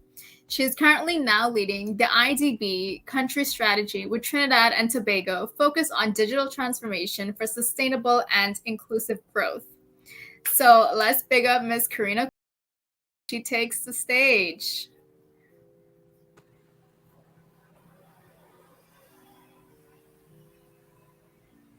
My name is Karina Coburn, and I am the country manager for the Inter-American Development Bank in Trinidad and Tobago. It is truly a pleasure to have the opportunity to share a little about my journey with you. As I thought about the theme for this year's event, Progress Not Perfection, I recall seeing the phrase before, actually on my 9-year-old son's piano workbook. And I thought, some of the most important things we really do learn in primary school. For example, respect your elders and acknowledge their contributions.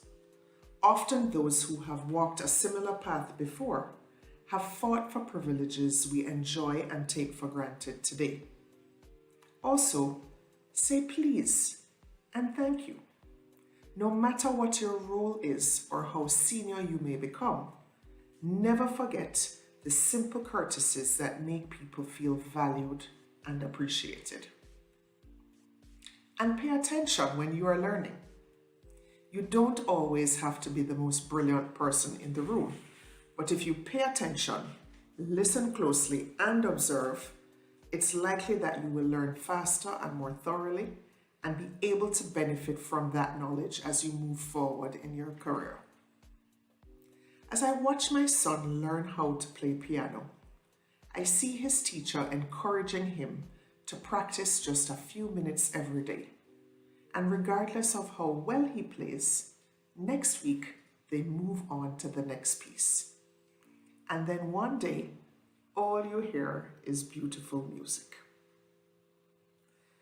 When I started at the IDB more than 10 years ago, I had no idea I would one day be working in Trinidad and Tobago.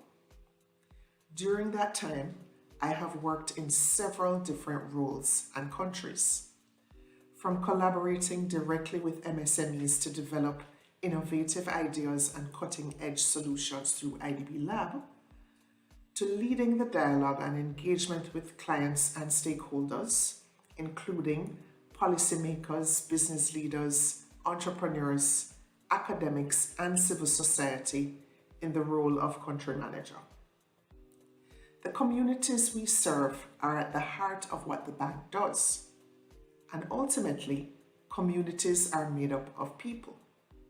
So it's important to support even one person to achieve better outcomes for themselves and their families.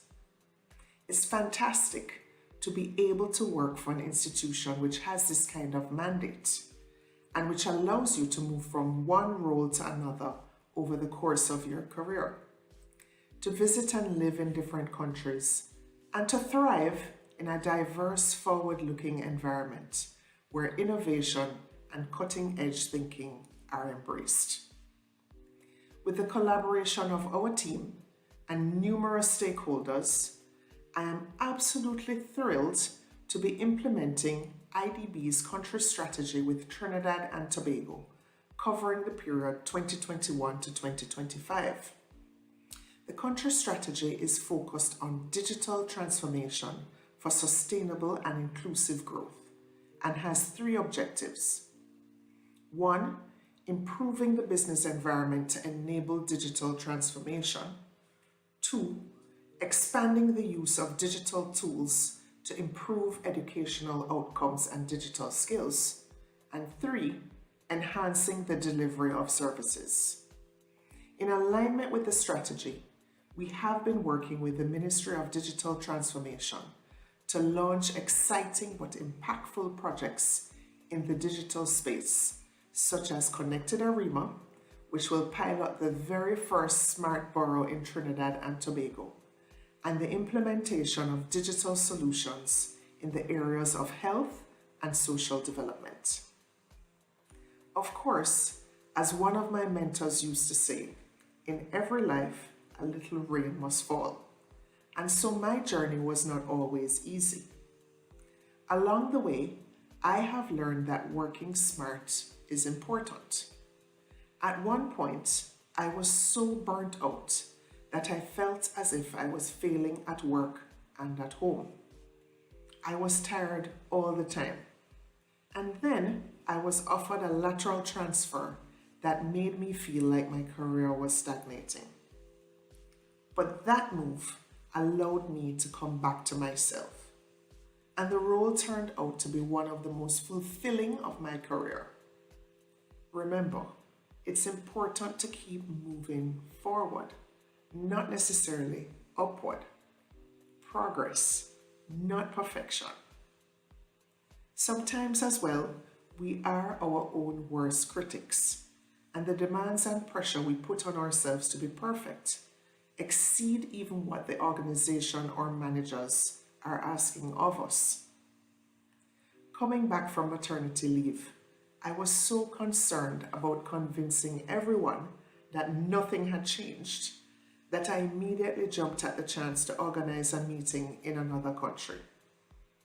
I'll spare you the stories about pumping milk in back rooms. And before my baby was 2, I went on 3 weeks Spanish immersion in Mexico. When I got back from that trip, I jumped in the back seat at the airport and just hugged my baby, and we both cried and cried. Looking back, I wonder, why the rush? And I realized that I was the one putting pressure on myself to do those things. My boss at the time had children of his own, and the bank certainly wasn't forcing me to do these trips. The main thing is to do your best, accept it as enough, and learn to forgive yourself if you have to do things differently because of life changes or even if mistakes happen. This doesn't mean not having high standards, but simply accepting that we are all human, and that is okay. As female leaders, we must create a collective or network to build and support each other. I'm happy to see that in the tech space, there are a growing number of female leaders, creating, inventing, and transforming the space. The network starts with events like these, as well as coaching and mentoring programs, such as the joint AmCham TT IDB Women's Mentoring Program, which is now in its 5th year. There is also the We Exchange platform, an IDB initiative that currently has a call out for women STEMpreneurs. The aim is to connect the most innovative and dynamic female entrepreneurs in tech fields with potential financing.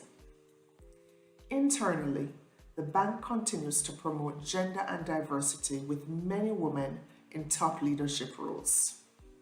Already, more than 40% of our country managers like me are women. While there is still more to be done, the bank has achieved Edge Move certification, which is a leading global assessment methodology and business certification standard for gender and intersectional equity. As a Caribbean woman in a leadership role at a multilateral institution, I would encourage women of color and those from diverse backgrounds to consider a career at the IDB. I would also hope to see more women rise to leadership roles, especially in the technology space. And it is also an absolute joy to see women taking control of their future as entrepreneurs. There will be challenges, but there is a space for us, and we must keep pushing and supporting each other up this ladder of progress. Good luck.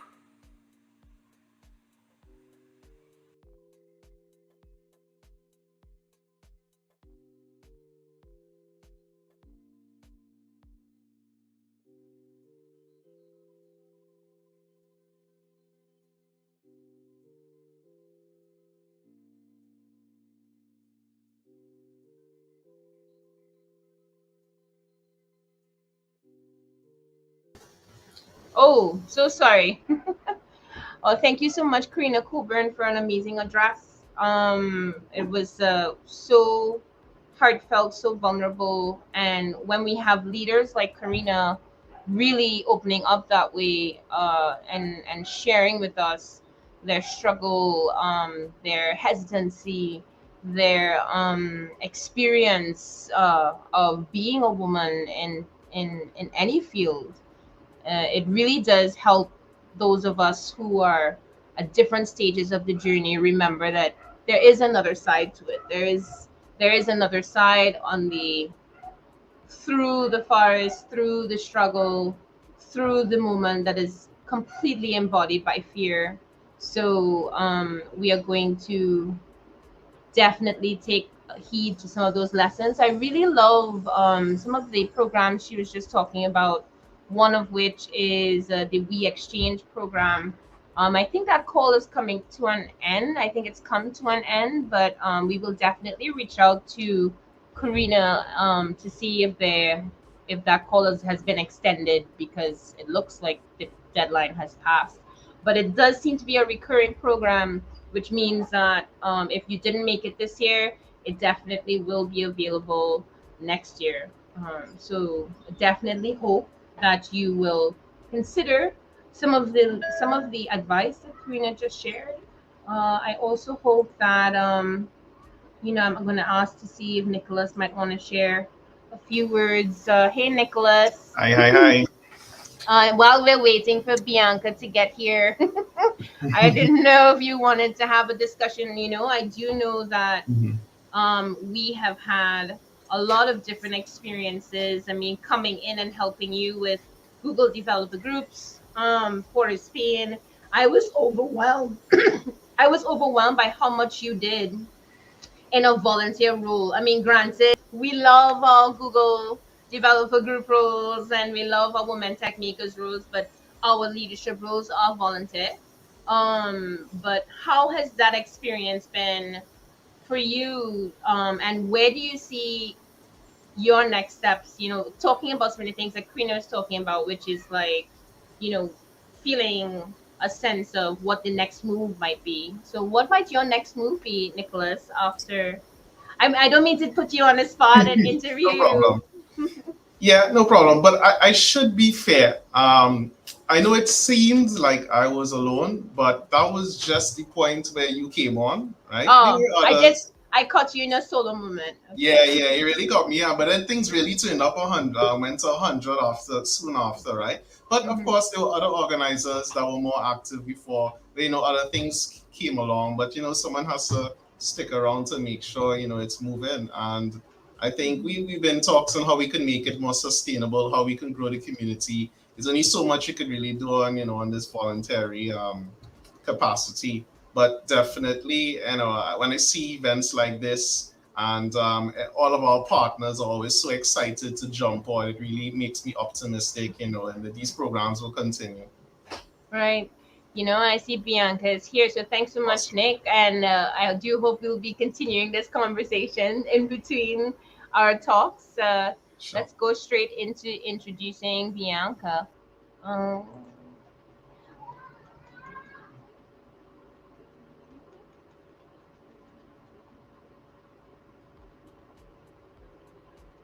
okay, so Bianca Wells is with us. She is the manager of digital innovation at the VM Group. And today her talk is going to be called Create Your Future in Tech. Bianca, I think there's a few of us who are very curious as to what this talk is about, because it can be so many things. So, welcome to our backstage, to our stage, to our collaboration event. We are very curious. Well, why don't you tell us a little bit about what we can expect before you dive into it? Oh, I think you're muted. Let me unmute you. Yes, sorry.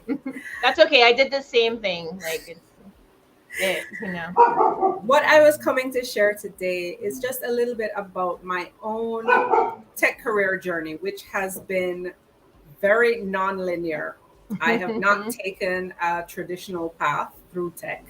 Ah, And I wanted to share a little bit about that journey and what it looks like to kind of try and find your own fit, okay. to find your own path in tech that fits your interests, your passions, and move towards whatever your purpose is and create that future that you envision for yourself. Well, it sounds very exciting. I'm gonna let you get to it. Take it away, Bianca. Thank you so much.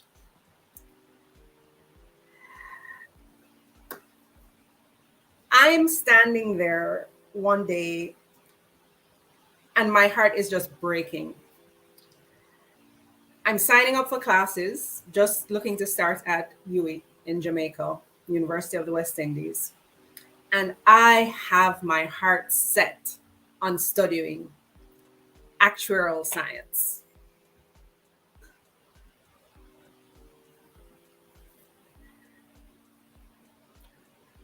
and they wouldn't let me in. I had gotten a B in math for my A levels, and they were just starting the program, and they only wanted the best of the best. So they were only taking those people that got A's. And I had failed my teacher, failed myself.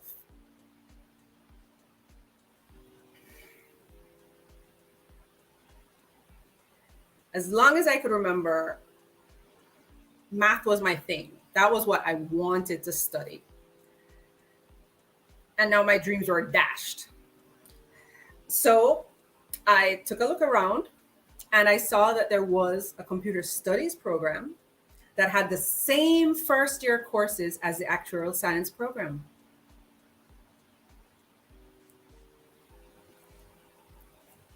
Perfect. I thought this was absolutely perfect. I could just sign up for that, take the same courses, I would ace them as I knew I could, and then I transfer, and I would be doing my actuarial science degree. And if I had, I wouldn't be here talking to you today.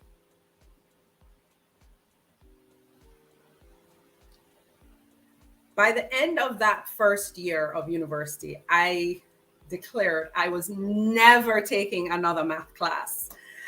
And I was stuck taking a computer science degree that I didn't even really want. And it wasn't that I disliked technology. I grew up around computers. My dad built his own computers. He was a self-taught programmer who ended up writing software for the Jamaican Army. So technology was kind of around me, and I could do it, but it was never a lifelong passion.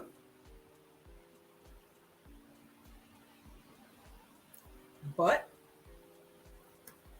a few decades later, here I am talking to you about a career in tech, because that is what I've done.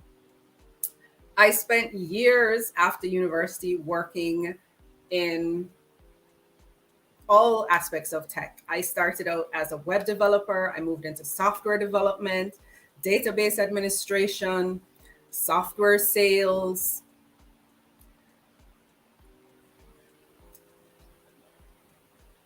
And I still found myself, I guess maybe 10, 12 years after graduating with not loving tech and not loving what I was doing. And I started searching. I went to career advising and I took aptitude tests, and they looked at me and my results, and they looked at my resume, and they were like, "What are you doing? Nothing here fits." And I was like, okay, well, I know it doesn't fit, but I'm trying to find what does. I actually tried to leave tech, and I started a career in the arts. And it still wasn't quite right. And I found myself drifting back into tech. But the problem I was having was that for me, technology was a tool. It was a means to an end. And I wasn't yet sure what the end was that I cared about.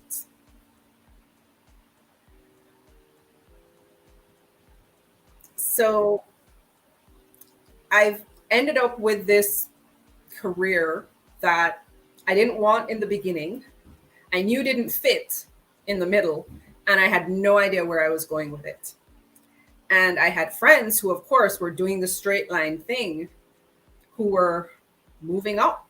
They were managers, they were heads of companies, they were CIOs, CTOs, and I was still kind of figuring things out,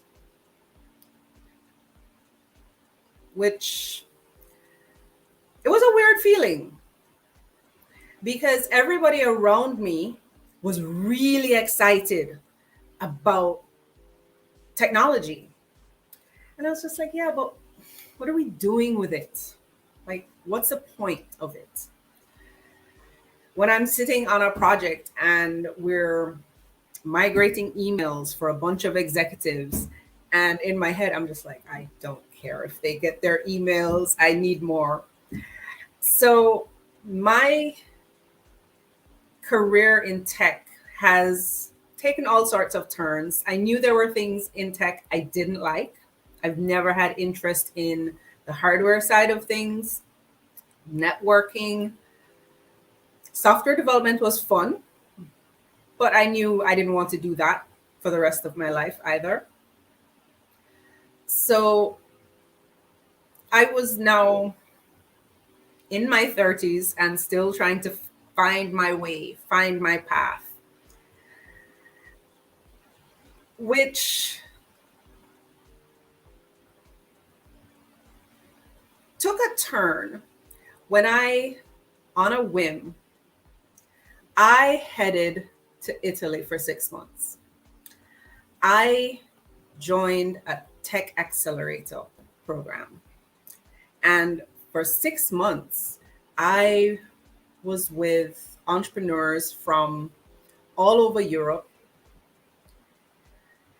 And we were learning about things I had read about online, lean startup and how to run experiments. And I was just having so much fun. But I still didn't quite fit because I wasn't the product person and I wasn't really the marketing person.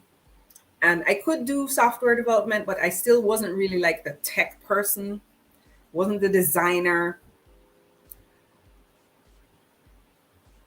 So it was still a little strange, but I was like, okay, but there is something here because this is fun. I'm enjoying this.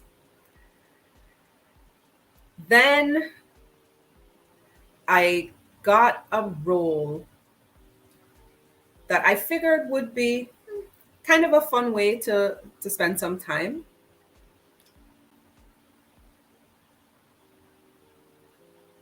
And it completely changed everything. I found myself managing a Caribbean-wide program for tech startups. I had some project management experience before, and I had this tech accelerator I had done, which apparently made me perfect for the role. And in the course of that program, I was working with entrepreneurs. I was helping to shape a program that would guide them in their development. I was rewriting curriculum to build on lean startup concepts. I was creating a team that could be lean ourselves and try to figure this out as we went. And it was the first time that I started to feel comfortable, where all of the skills that I had been gathering, because that's pretty much what I had been doing, I was collecting skills. I was collecting skills in web development, software development, technology documentation, quality testing, software sales. All of those were skills I had collected. And now I was realizing that innovation could pull on all of those things.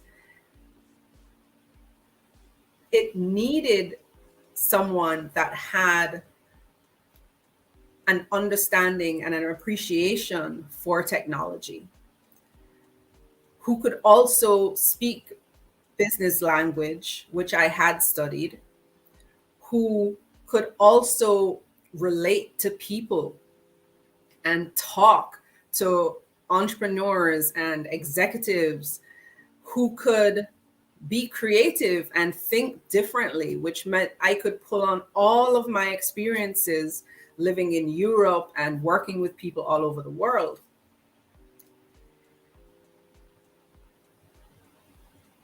And that's when I realized that I was finally starting to find that path, my path, that fit my interests, that fit the things I cared about.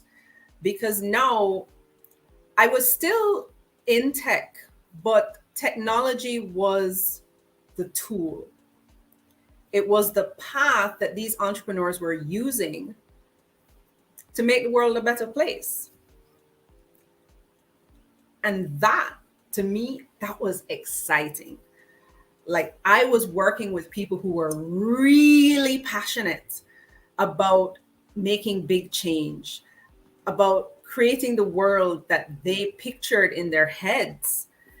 And who doesn't want to be a part of something like that? It's challenging sometimes.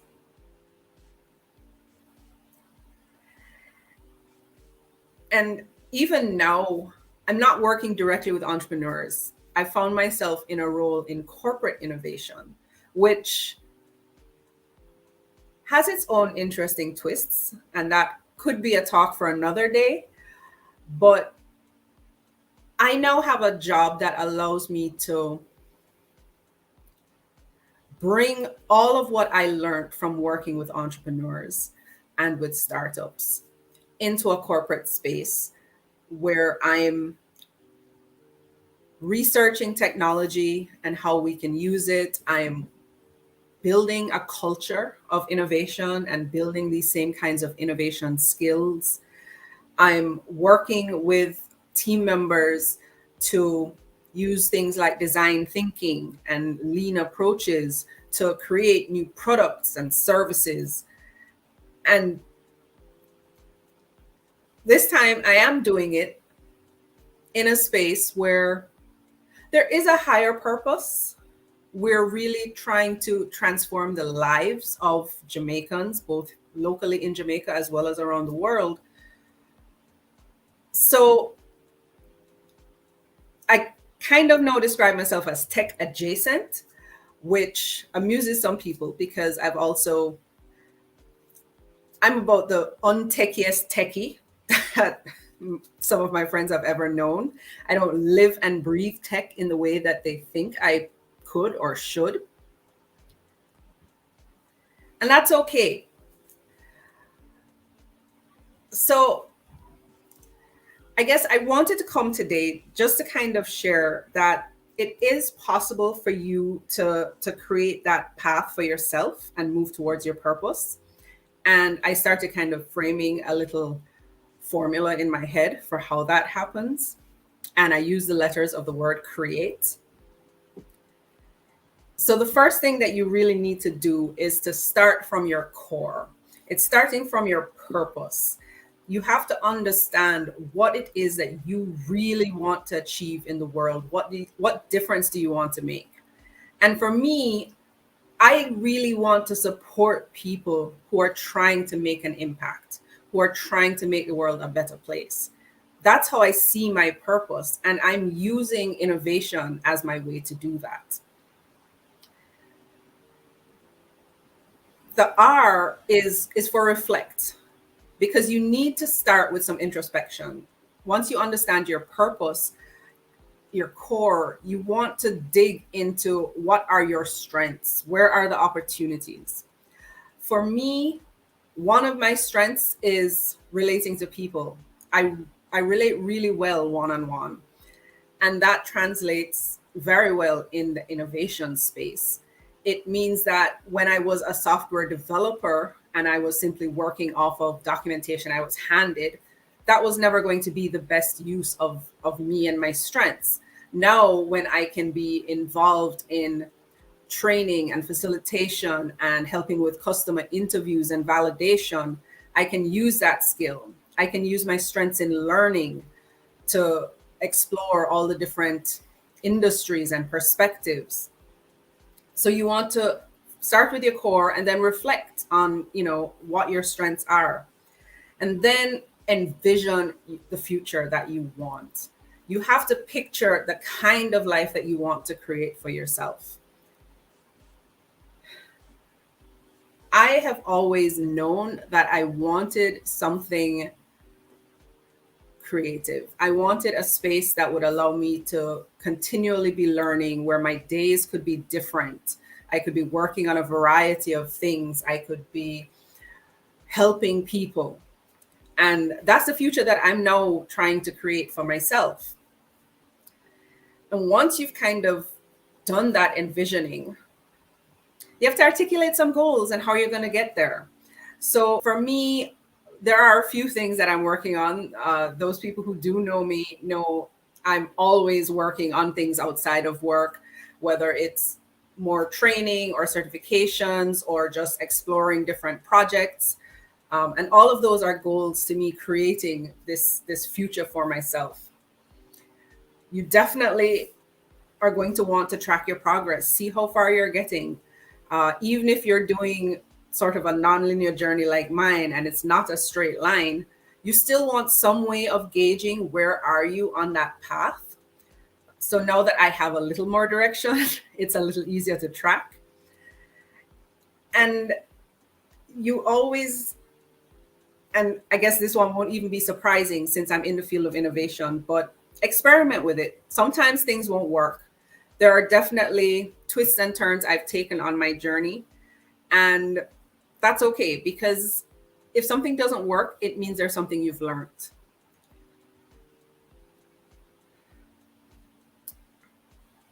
So that's kind of the framework that I've put together for that, which is start with your core, reflect on your strengths, envision a future that you want, articulate those goals, track your progress, and then experiment with it. And this might seem a little bit unusual for a tech talk.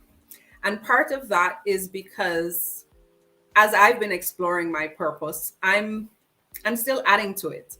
So I've now been working in innovation for about the last, I would say, 6 or 7 years at this point. And there's still more that I want to do. I'm adding coaching to my skill set because I see that as a way that I can more directly impact some of the individuals I see around me, some of those really purpose-driven people who are trying to make big change. And I'm hoping that I'll be able to start coaching some of them to help them move towards their own purpose. And while it may be tech adjacent, it's still very much in line with my future. It means I can still bring in all of these things that I've learned, all of these experiences from my tech career, now my innovation career.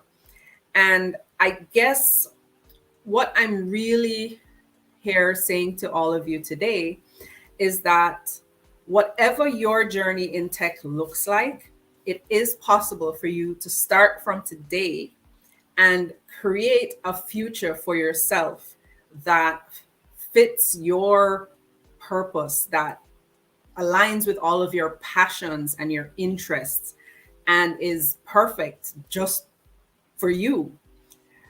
So that's my message for today. Go out there and create the future that you want in tech.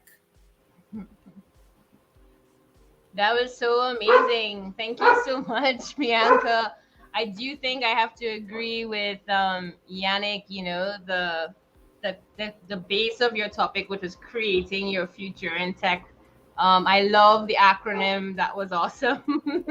I do think you have to like send that to us so we could put it in a post and share it with everyone else. Sure. You know, like that is a really good nugget of knowledge there that comes from your personal experience. I did have some questions because I agree with some of the comments as well. Not very often do you hear someone come forward with their lack of interest in certain aspects of tech. You know, I myself, I don't hate coding.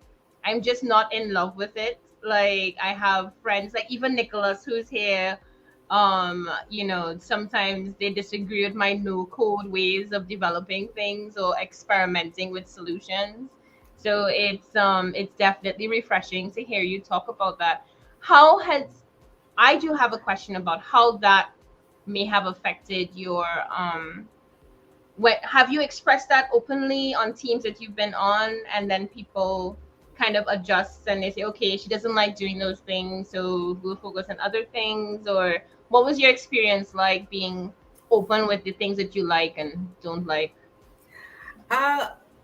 It was, I mean, nobody ever had an issue with it because I think everybody has things about tech that they like more than other things. Right.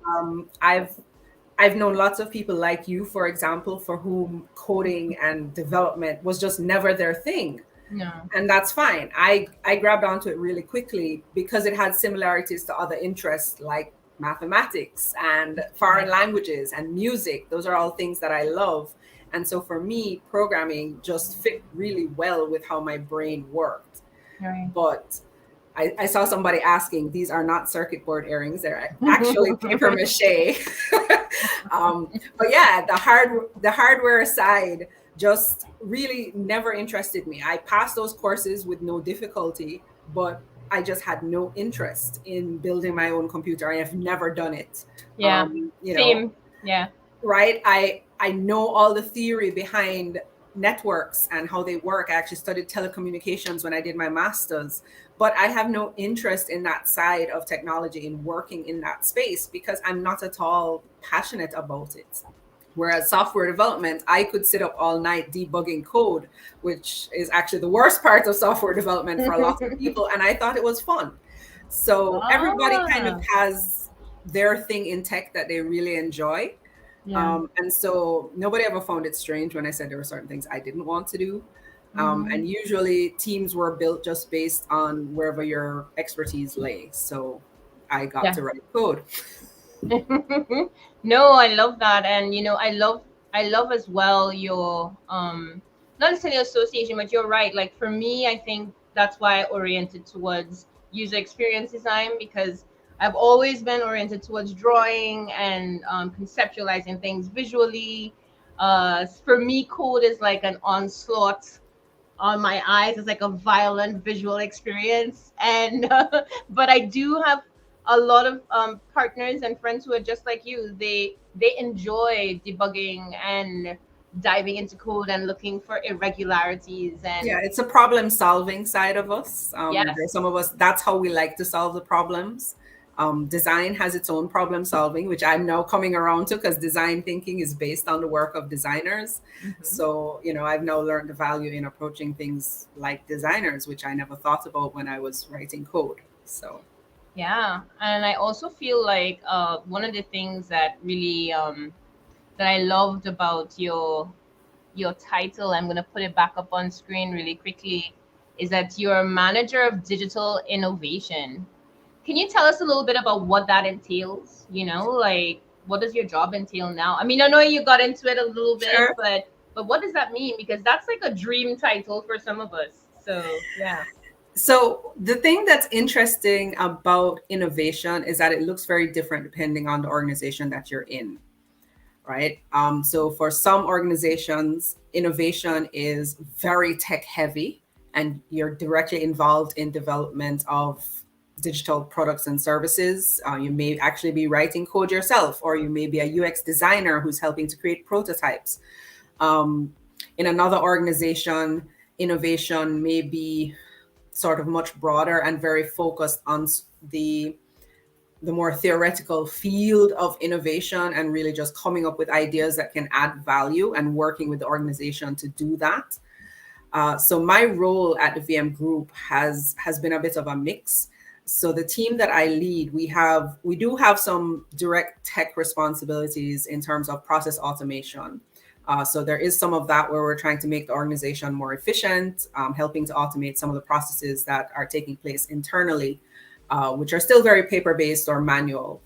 We also have research responsibilities. So R&D is often a big part of innovation. So we look at new and emerging technologies and how we could bring them into the organization to, again, help make it more efficient and serve our customers and clients better. And then the part that I actually get really excited about is more on the culture and capabilities side, because at the heart of innovation is people, right? So on one hand, it is customers, but then it's also the employees of the organization. And so we do have responsibilities in my team for building digital and innovation capabilities. So we do create trainings around specific digital tools that we use. We create training around things like design thinking, which I've mentioned. So we've introduced that methodology into how we work at VM. So kind of building that culture, helping to embed a slightly different way of thinking about problems, how we're going to approach it, so that every time we're solving problems, we're kind of using a method that puts our customers at the center of it. So my days are varied, and there are quite a few different things that I'm involved in. Your journey is I think your journey is fantastic, and you know, like you have those little Facebook questions. You know, when Facebook used to ask you questions, what would you do if you're a tube of toothpaste, something like that. But then one of the Facebook questions came up saying, what was your dream title? And my dream title was always Chief Innovation Officer. Like I thought, I was like, I want to be a CIO. I don't know what it means, but I know that's what I want to do. Like, because it just feels like pure creativity, you know, like pure creativity being applied in different problem solving ways. And that's just one of the most exciting things. So I admire you. I think that's awesome. I think a lot of us really connected with what you shared with us today. And thank you so much for being here with us, Bianca. Thanks so much for having me on. Take care. Bye. Okay, guys. So now we're going on to our next speaker. Thank you so much for sticking around, Karen. We are we are so excited to have you here. You are one of my people to watch. I'm sure you get that a lot, but I do think watching where you started a few years ago when you launched the Digipreneur, it definitely has been a lot. So let me just give a very brief introduction to Karen.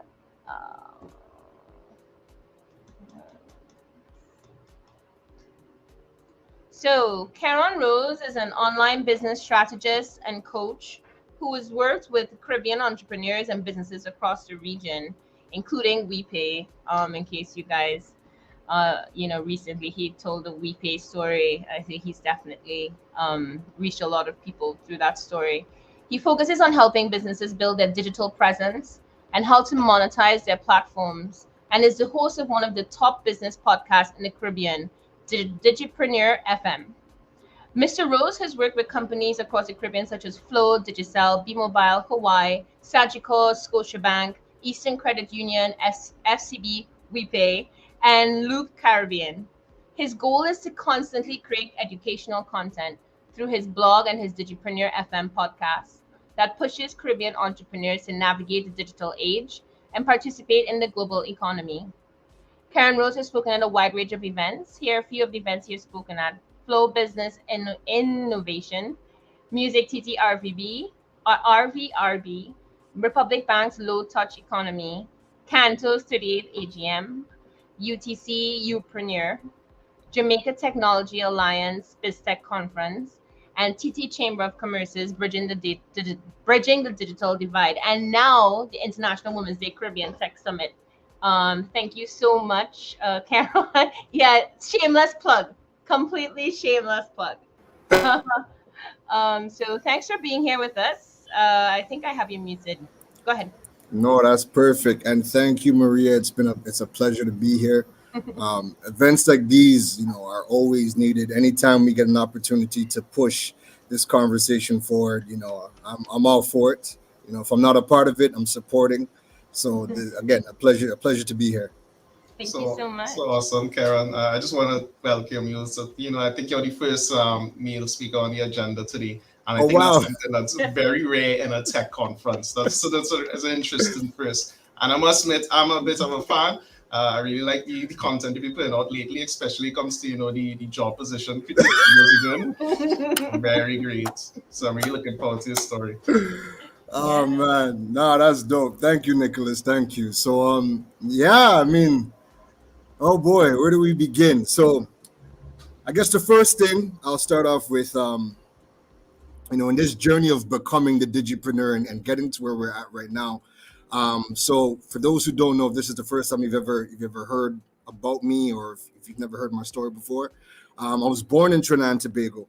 I spent a lovely, wonderful 2 weeks after I was born before my mom packed me up and dragged me to the cold freeze for the next 28 years of my life. So I grew up in Canada. Again, the majority of my adult life is in Canada, and there was. I'm so grateful that I was able to grow up there and just experience so much, because it's really given me the foundation for what I do now that I am here in Trinidad and Tobago and the things that I do across the Caribbean. When I was 19, I guess my start into tech, I've always liked technology. From since I was young, I was always that person where um, a new entertainment center comes into the house, everybody's calling me. If you wanna, put together when you used to have like the external modems to put into the PCI slots in the computer, anything tech related into the house, it was always me, or neighbors would always call me. So I've always been interested in that stuff from the beginning. When I hit 19, I got my first, I call it my first real job, because everything else was crazy. But my first real corporate job was working in a telecoms company called TELUS out in Canada. And that's where I got exposed to the smartphone industry, and just it really changed my life, because tech is only as good as the end user knows what to do with it. And so while we geek out on all of the latest pieces of tech, when anybody gets in front of that tech, or when they get a hold of it, if they have no idea what they are holding, if they have no idea how this thing can revolutionize their life, then it's pointless, it's useless. And so what TELUS taught me was, we're coming out with some of the greatest smartphones, the Blackberries, the Moto Qs. We're coming out with all of this great stuff, but people don't know how to use it. So in order to really sell, it was more consulting, teaching, and educating people how to utilize the technology. And when I left TELUS, that idea of, again, just learning the technology to be able to, decipher it, understand use case scenarios, and teach people, that really took on a whole new level when I started to work at Apple. Apple prides themselves on the education of the technology, and it's not just what they do. You need to be so aware of the ecosystem, because that's ultimately what people want. They're not just getting a phone just to make calls. They're getting a phone to do a wide variety of things. They're getting a Mac computer not just to use the browser. You got graphic designers, you got web developers, videographers coming in here, and everybody has a different use case scenario for the technology that they're using. So we always had to be, kind of find your niche within Apple. So if you were into photography, you would dive deep into that. That way, when you're on the floor and you're working in the Mac section, when all of the photographers come in, we're sending everybody to you. We're sending everybody to you. I realized real quick I had to niche down when I was at Apple. I was like, man, I don't know nothing about no photography, videography, but I love phones. I love the technology. So put me on the iPhone team. And again, my love for technology, my love for educating on technology really stemmed from there. Now, fast forward to 2013, I just had a lot of personal issues that were going on in my life around that time. A lot of my friends were moving out of the country. People were struggling to get into their respective spaces, so they had to make the moves. I felt like I started to hang around the wrong crowd, and I felt like I just could not make a good life decision at all. Everything was just going downhill, and I got faced with a really tough choice. One, I could go and follow a couple of my friends that moved out to Alberta and go work in the oil fields. We had a couple of friends that were already doing it. People were making some really good money, banking really good money, because the companies were they're paying for all their expenses.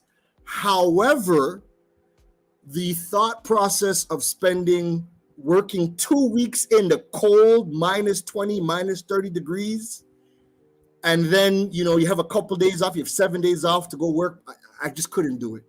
So at that point, I remembered that, oh yeah, I am a dual citizen. I have my citizenship for Trinidad. The majority of my family still lives in Trinidad, and I would visit Trinidad, once a year, come down, spend some time, spend a couple of weeks with my family. So I used to visit, consecutively, almost every single year. And I decided, let me jump on the plane and let me go see what's going on in Trinidad. And I honestly, no one could have prepared me for the journey of when I landed. Because I didn't come here with this grand plan. I came here because I needed a break. I needed new scenery. I just needed to breathe, and I did not feel like, with everything happening in Toronto, I did not feel like I could breathe at the time. So when I came here, I started to work. I worked from 2014, 2015. I worked in DirecTV. I worked in, a retail store selling phones down here, just to learn the smartphone industry down here.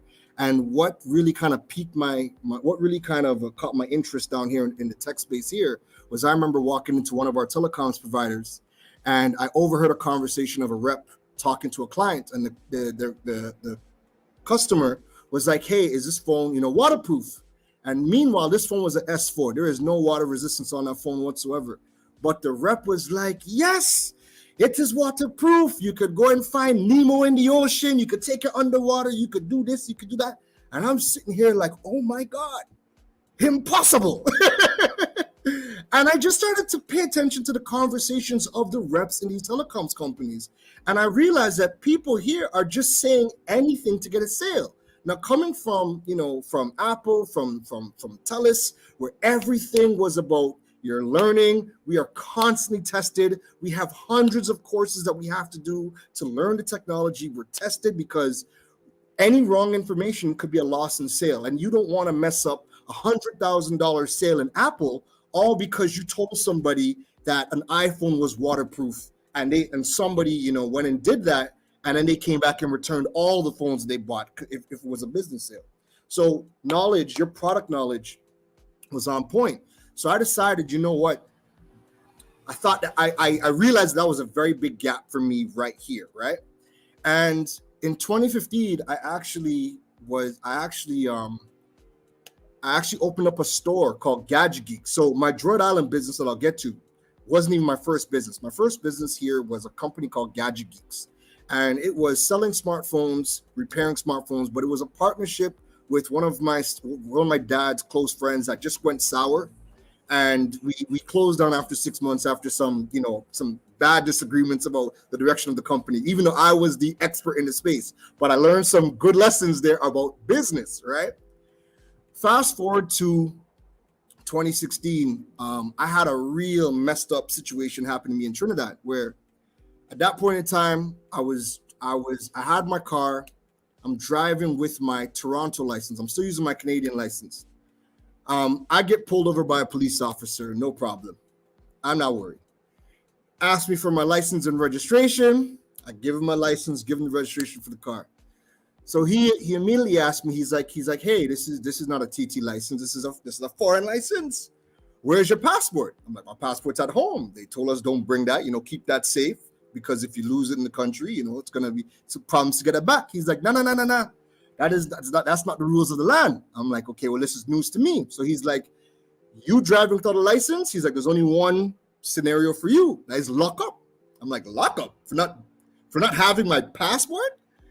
So he calls the supervisor. The supervisor comes. Supervisor says the same thing. Supervisor's like, "Yeah, if you don't have your Canadian passport, you can't use your Canadian license. You can't drive without having the passport with you." So station one time. So they put me in cuffs. They hauled me off to the police station. Really did feel like a criminal for a minute. And because I had my Canadian license, I had to spend 3 days in the police station holding, because they had to verify if I was in the country legally. And I'm like, "You guys have my wallet. You guys have my Trinidad national ID. You have that right there. Like, why are we even going through this?" So 3 days they take to verify, whether I'm in the country. They verify, they're like, "Yes." So now they take me to court to answer, for driving without this passport. The police prosecutor is like, "You know what? We're just going to give you a fine and you're out of here." I'm like, "All right, cool, no problem."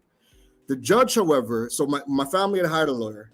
The judge, however, had a different plan. When she heard my accent, when the lawyer was like, "Well, he's a dual citizen, so he's in and out the country," the magistrate was like, "Oh, okay. Well, you know what? I bet you won't do this again. We're not going to take the police recommendation of a fine. We're giving you 90 days hard labor." And I had no idea what that was. I thought it was community service. So the reason why this is important is because it started everything that's happening right now. So as soon as we leave the courtroom, the police officer stops me. He's like, I've never seen more injustice in my life. And he's like, and today is the day I actually regret being a police officer in this country. So I did 90 days in Golden Grove here for not having the passport. When I was in there, it gave me time to sit still and really figure out, what on earth do I want to do? I have these skills. I love tech. I love to educate. I know there's a big gap in the smartphone industry. And I got to writing. I journaled, and one day I came up with the concept of Droid Island. Selling Androids, talking about Android education on the islands. And I wrote all of that stuff down. I still have the journal to this day. Wrote everything down. As soon as I came out, September 8, 2016, I was a man on a mission. My girlfriend at the time, she was very big on marketing. She knew WordPress design. She knew WordPress development. And she was one of the best marketers I've ever been around. And I got to, because I was around her for so long, I got to see a lot of the things that she was into. That put me on to a lot of knowledge, a lot of mentors, a lot of books, a lot of courses that I started to do on my own. And I just took off as soon as I came out and built my own website, droidislandteachy.com. I started blogging about all of the problems within the smartphone industry in the country. I started blogging about it. I started teaching about how to actually utilize these tools for different business case scenarios, for different personal scenarios. And within 3 weeks, I got a call from CNC3 saying they found my blog, they love it, they want to feature me on Tech Thursday. And that just, took everything off. So from there, I do the Tech Thursday. Not too long after that, I start working at Digicel. So I'm in Digicel, working, saving my money. It got to a point where 6 months into Digicel, so many changes were happening in Digicel. I wasn't feeling it anymore. And I decided to quit, and I opened the Droid Island store. So me and my ex had to put together $100K to open up this Droid Island store in Curup Junction. $100K. We renovate the store, we purchase the products, we stock the stores, all that good stuff, no problem. Now, because I'm blogging, I'm doing YouTube videos, I'm putting myself out there, I'm on radio, I'm doing TV interviews, all talking about tech. What started to happen was I was out of the store more than I was in the store creating content. And when my first partnership came up with Huawei, and I started to do content with them, when I got paid from Huawei, a light bulb hit me like, if I'm getting paid this much for content, and there is, I'm monetizing my intellectual property, and I was looking at the expenses of running a physical brick and mortar store, I was like, wait a minute, it is 1,000 times more profitable to educate and monetize my IP than have this physical store. So I was in the store less.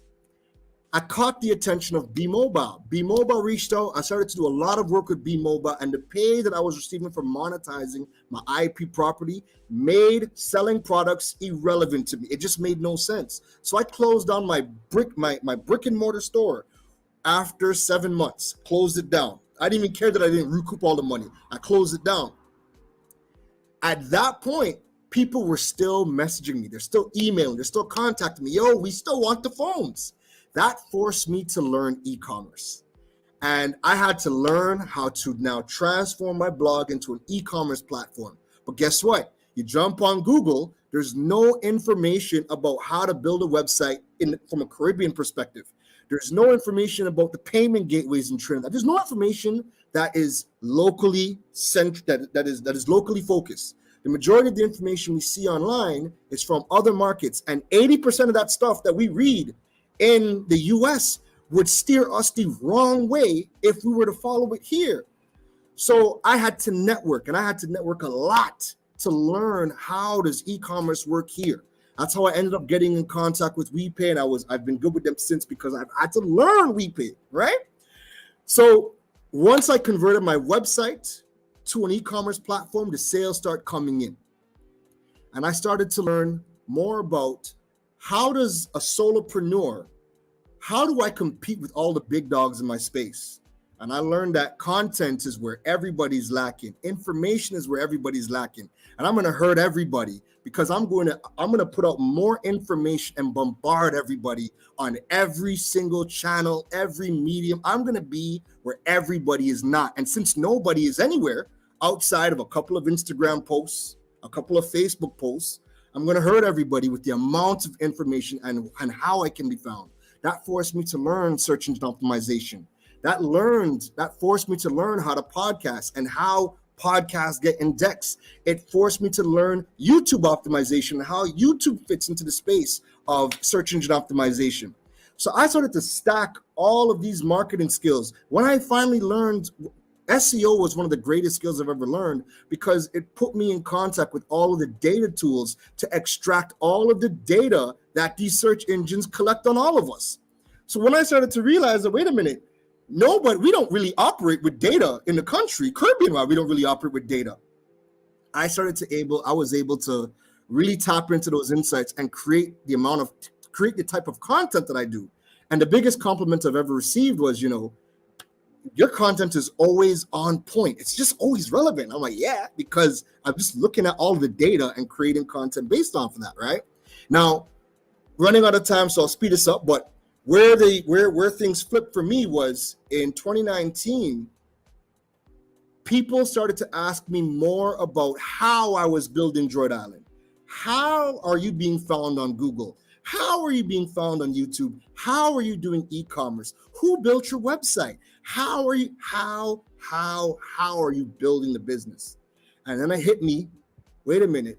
So just as much as nobody was putting out information on technology in the country, nobody's putting out information on e-commerce and taking your business online. So from 2019, I built Karen Rose for my birthday in 2018. And from 2019, I just started putting out all of the content, all of the information that helped me build my business online. I just started to put that out in blogs, started to put that out in videos. I started to do my first bit of workshops on teaching about the business. And that just, took on a life of its own and skyrocketed. Now, the challenges that I've had in Trinidad has always been, I'm born here, sure, on paper, but I didn't grow up here. I have an accent. So I've always had to deal with, who is this freshwater Yankee to tell us what to do and where this man come out from? I've always had to deal with that. That's something I've always had to overcome. When I started Droid Island, the people that I knew that had businesses that were in the industry, I asked them for their opinions. I asked them if they think that, me blogging on tech, if it would do well here. Nobody I spoke to, everybody said this was a terrible idea. Your blog is never going to work. Trinis don't read. And you want to talk about tech? You want Trinis to read about tech? Nobody's going to read that stuff. When I started telling people about, I want to do the business workshops, people are like, man, no one wants to hear from you. It's not going to work. So I've always had to deal with everybody saying it's not going to work. It's not going to work. You're a Yankee. You have this accent. It's not going to work. People don't want to hear from you. And just everything that I've had to endure in my life, I'm 35. Everything that I've had to endure since, pre-coming to Trinidad, I've just had this chip on my shoulder. I've always felt counted out. I've always felt like I've had things to prove because it felt like I was always counted out. I felt like I was always being told no. It felt like I was never going to be given a chance. And guess what? Nobody gives you the chance. So I had to stack up skills. And because, as my mom will always famously say, and hopefully when I win some massive award one day in the future, she gets to speak or say something, that'll be funny. That'll be fun. But one thing she will always say is, I was the rebel child. I was the headache. I was the source of her frustrations. And every single thing that we can laugh about now that, went wrong, growing up, every single thing is the reason why I'm so rebellious in everything that I do today. So when everybody says no, I'm doing it. When people tell me you can't say that, I'm doing it. When people tell me you can't wear that, you're in a hoodie. How are you going into the hoodie in government? I'm doing it. I'm doing everything I'm doing everything how I see fit. And people are going to continue to say no, and I'm going to keep on showing up every single time. And the good thing is that you will never be able to say I was never me. I'm 100% me, online, offline, I'm me. I'm having fun. I'm comfortable. The people that can appreciate the stuff that I put out, appreciate it. And, it's here. So I know we've run out of time, but yeah, that's just where we're at. I mean, the journey is continuing. And again, we're just focused on educating about digital entrepreneurship and building a digital space.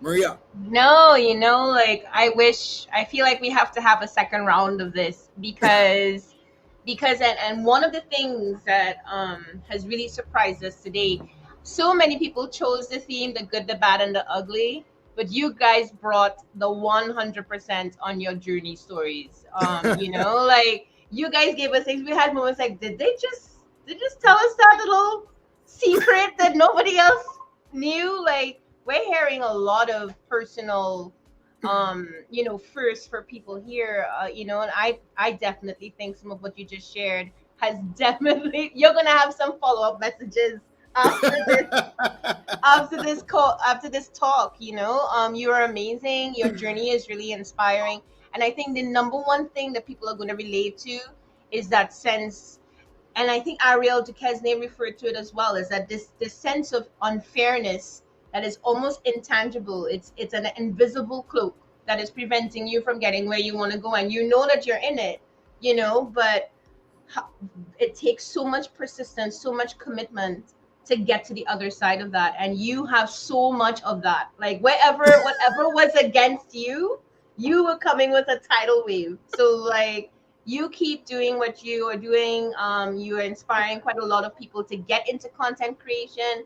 We actually have a youth day that's happening on Saturday. I might talk to you to see if maybe you'd be willing to share some of that information with our young delegates. We have our first ever IWD Tech Summit delegates, Wow. youth delegates, and young people in Trinidad and Tobago are doing some killer things with content too. So maybe you can find a topic for one of your stories from our youth day.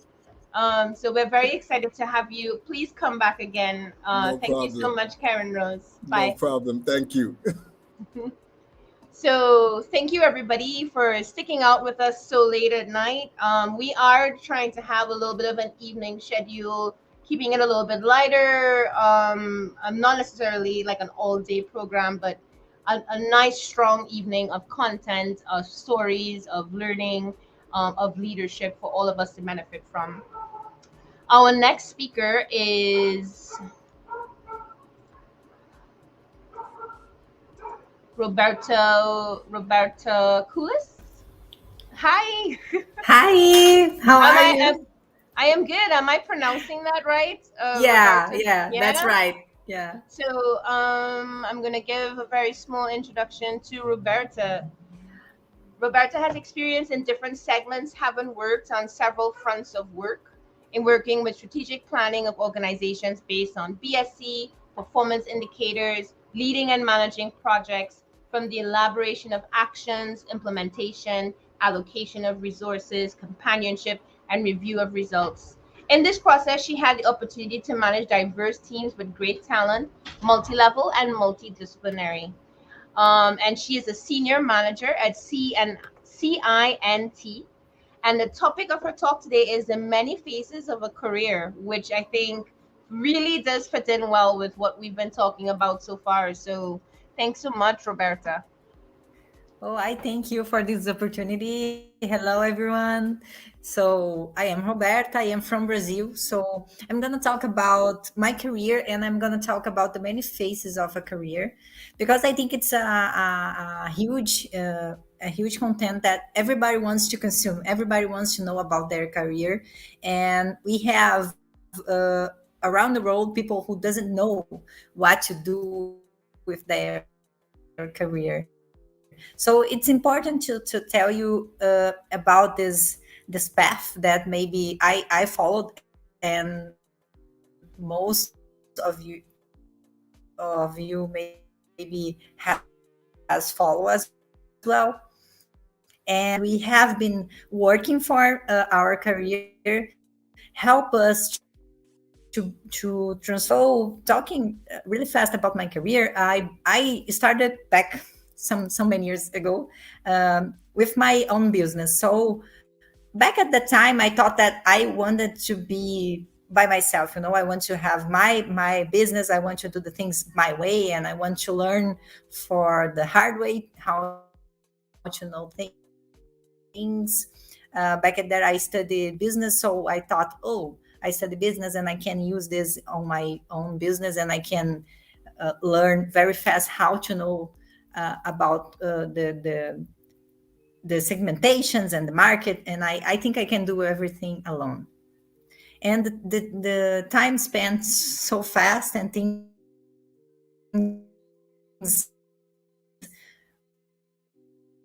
were happening, and I didn't have the big business that I dreamed of.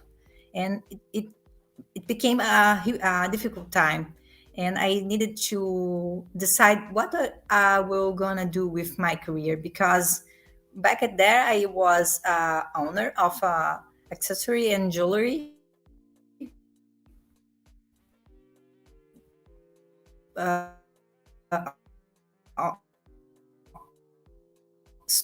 store, but often I to look for jobs and thought about selling my business, and I really did that. I went to work on factories, and I started to think about what I'm from high school, and I was finishing my college, and things were getting more adult. You know, you had to think at my career, and I got at a point that maybe most of us has to figure out what to do. The many phases of a career, when I thought about this title for my talk here, I was thinking changes that we do in our path, the changes that we usually have to do in order to success in our professional life. So I think I had a lot of changes in my career after that. I was a business consultant, I was a hospital director, I was a supplier manager, and after that I became a quality manager, and I also was a product owner, a product manager, a project manager, people manager, and now I am a senior manager. So in this path that I have been making for my professional life, I learned some things that I think is really important to share with you. And the first one is that success is a measure that we have to have for ourselves. So if you think about your career, you should think about what you are doing now. And if this thing that you are doing now is the thing that makes you happy to do, the thing that makes you feel powerful, that anyone can stop you, and if you do the thing that you are proud of, that's the point that we need to think about in order to feel successful. And the second thing that I have in mind, that it's really connected to the first one, is you don't have to think that just bosses or CEOs or CFOs are successful people. Because I face a lot of mentories that I do, that people ask me how to get there. And my answer is a new question: do you want to really get there? What do you want to do for your career? Because sometimes people doesn't want to have a team, people doesn't want to have make decisions, or they don't want to have to think about strategic plannings. Sometimes people want to be technical, they want to go the expert on their area, on their role, and that's okay. That's a good way to face your professional choices.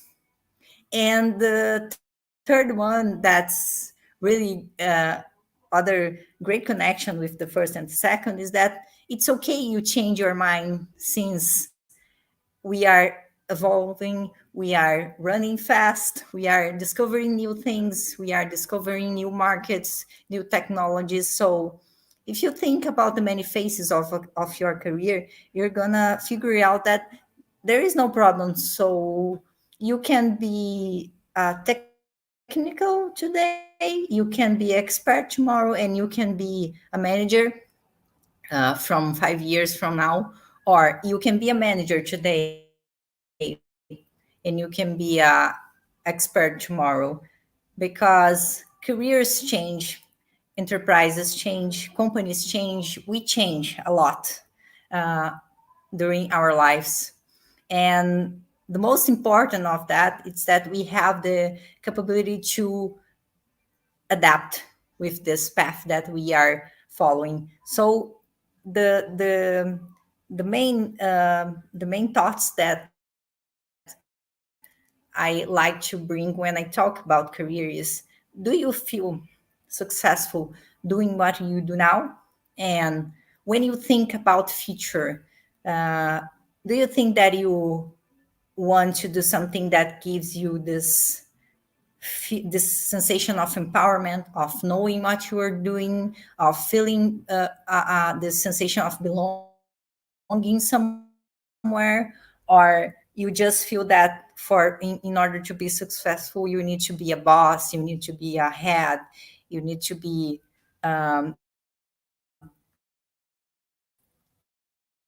in the top of a company, because this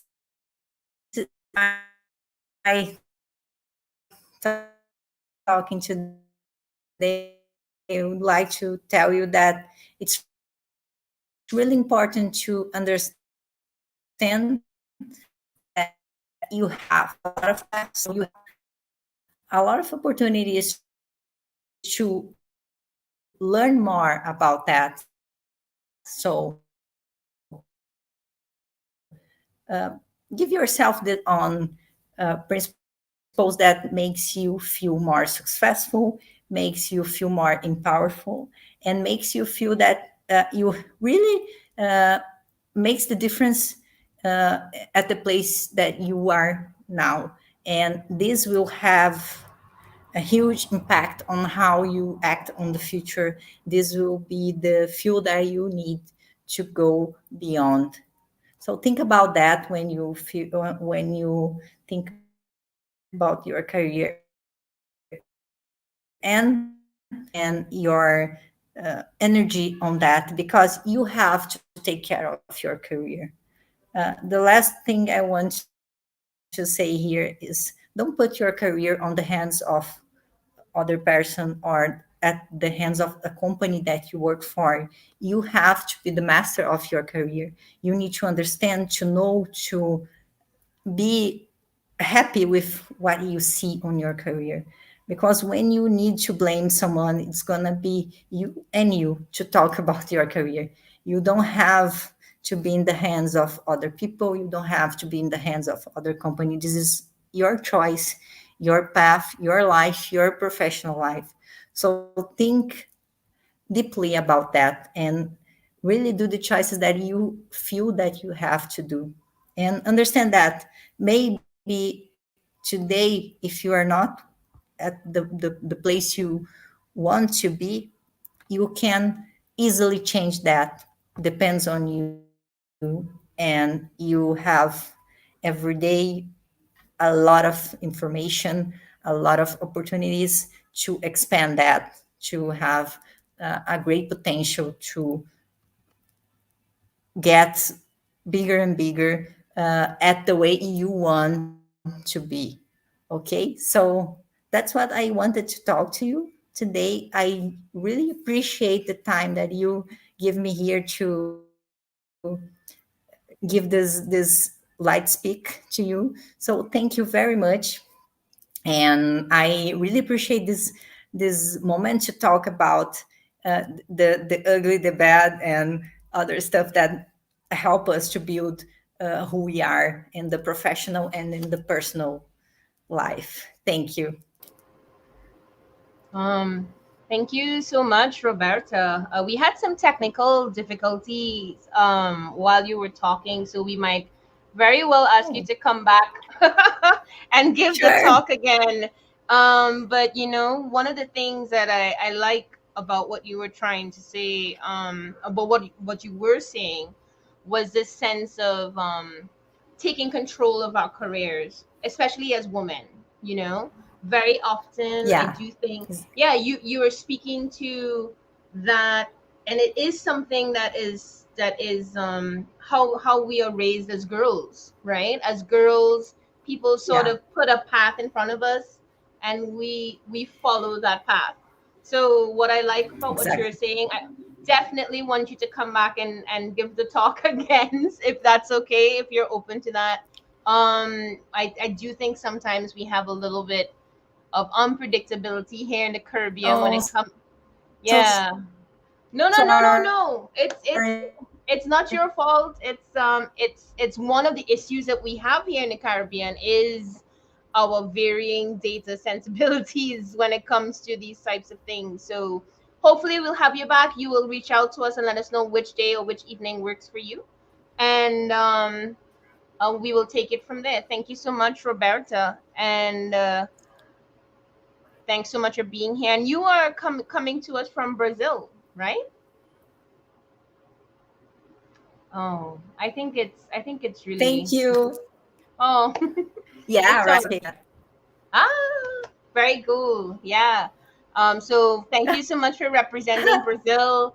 I know there's one other person as well from CINT who will be here. Another Roberta. There's Yeah, two it's of my you. yeah. She's my colleague there. So maybe. Oh yeah, maybe it would be great for you to come back on that same day too. Yeah. So we will reach out and schedule and see when works for you. Okay, great. Thanks so much, Roberta. See you soon. Sure, sure.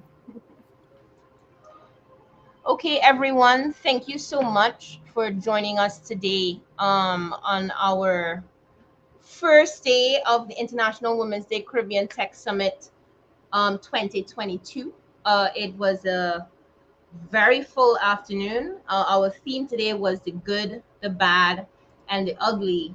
And as I mentioned to Karen, we definitely got a full range of stories today. So, from all of us, from the planning committee, from the partners behind the Tech Summit, I want to thank you for being here. And we're just going to share with you, some of the things that are going on with our progress, not perfection theme. So please stay tuned over the next few days as we continue with our progress, not perfection, International Women's Day Caribbean Tech Summit.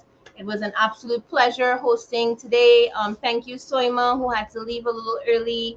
She's an amazing co-host. Thank you, Nicholas, for being our wingman or at all times. It's amazing having that kind of support. And thank you to all of the partners who were represented today, but also who will continue to be represented over the coming days. Thank you so much, everyone.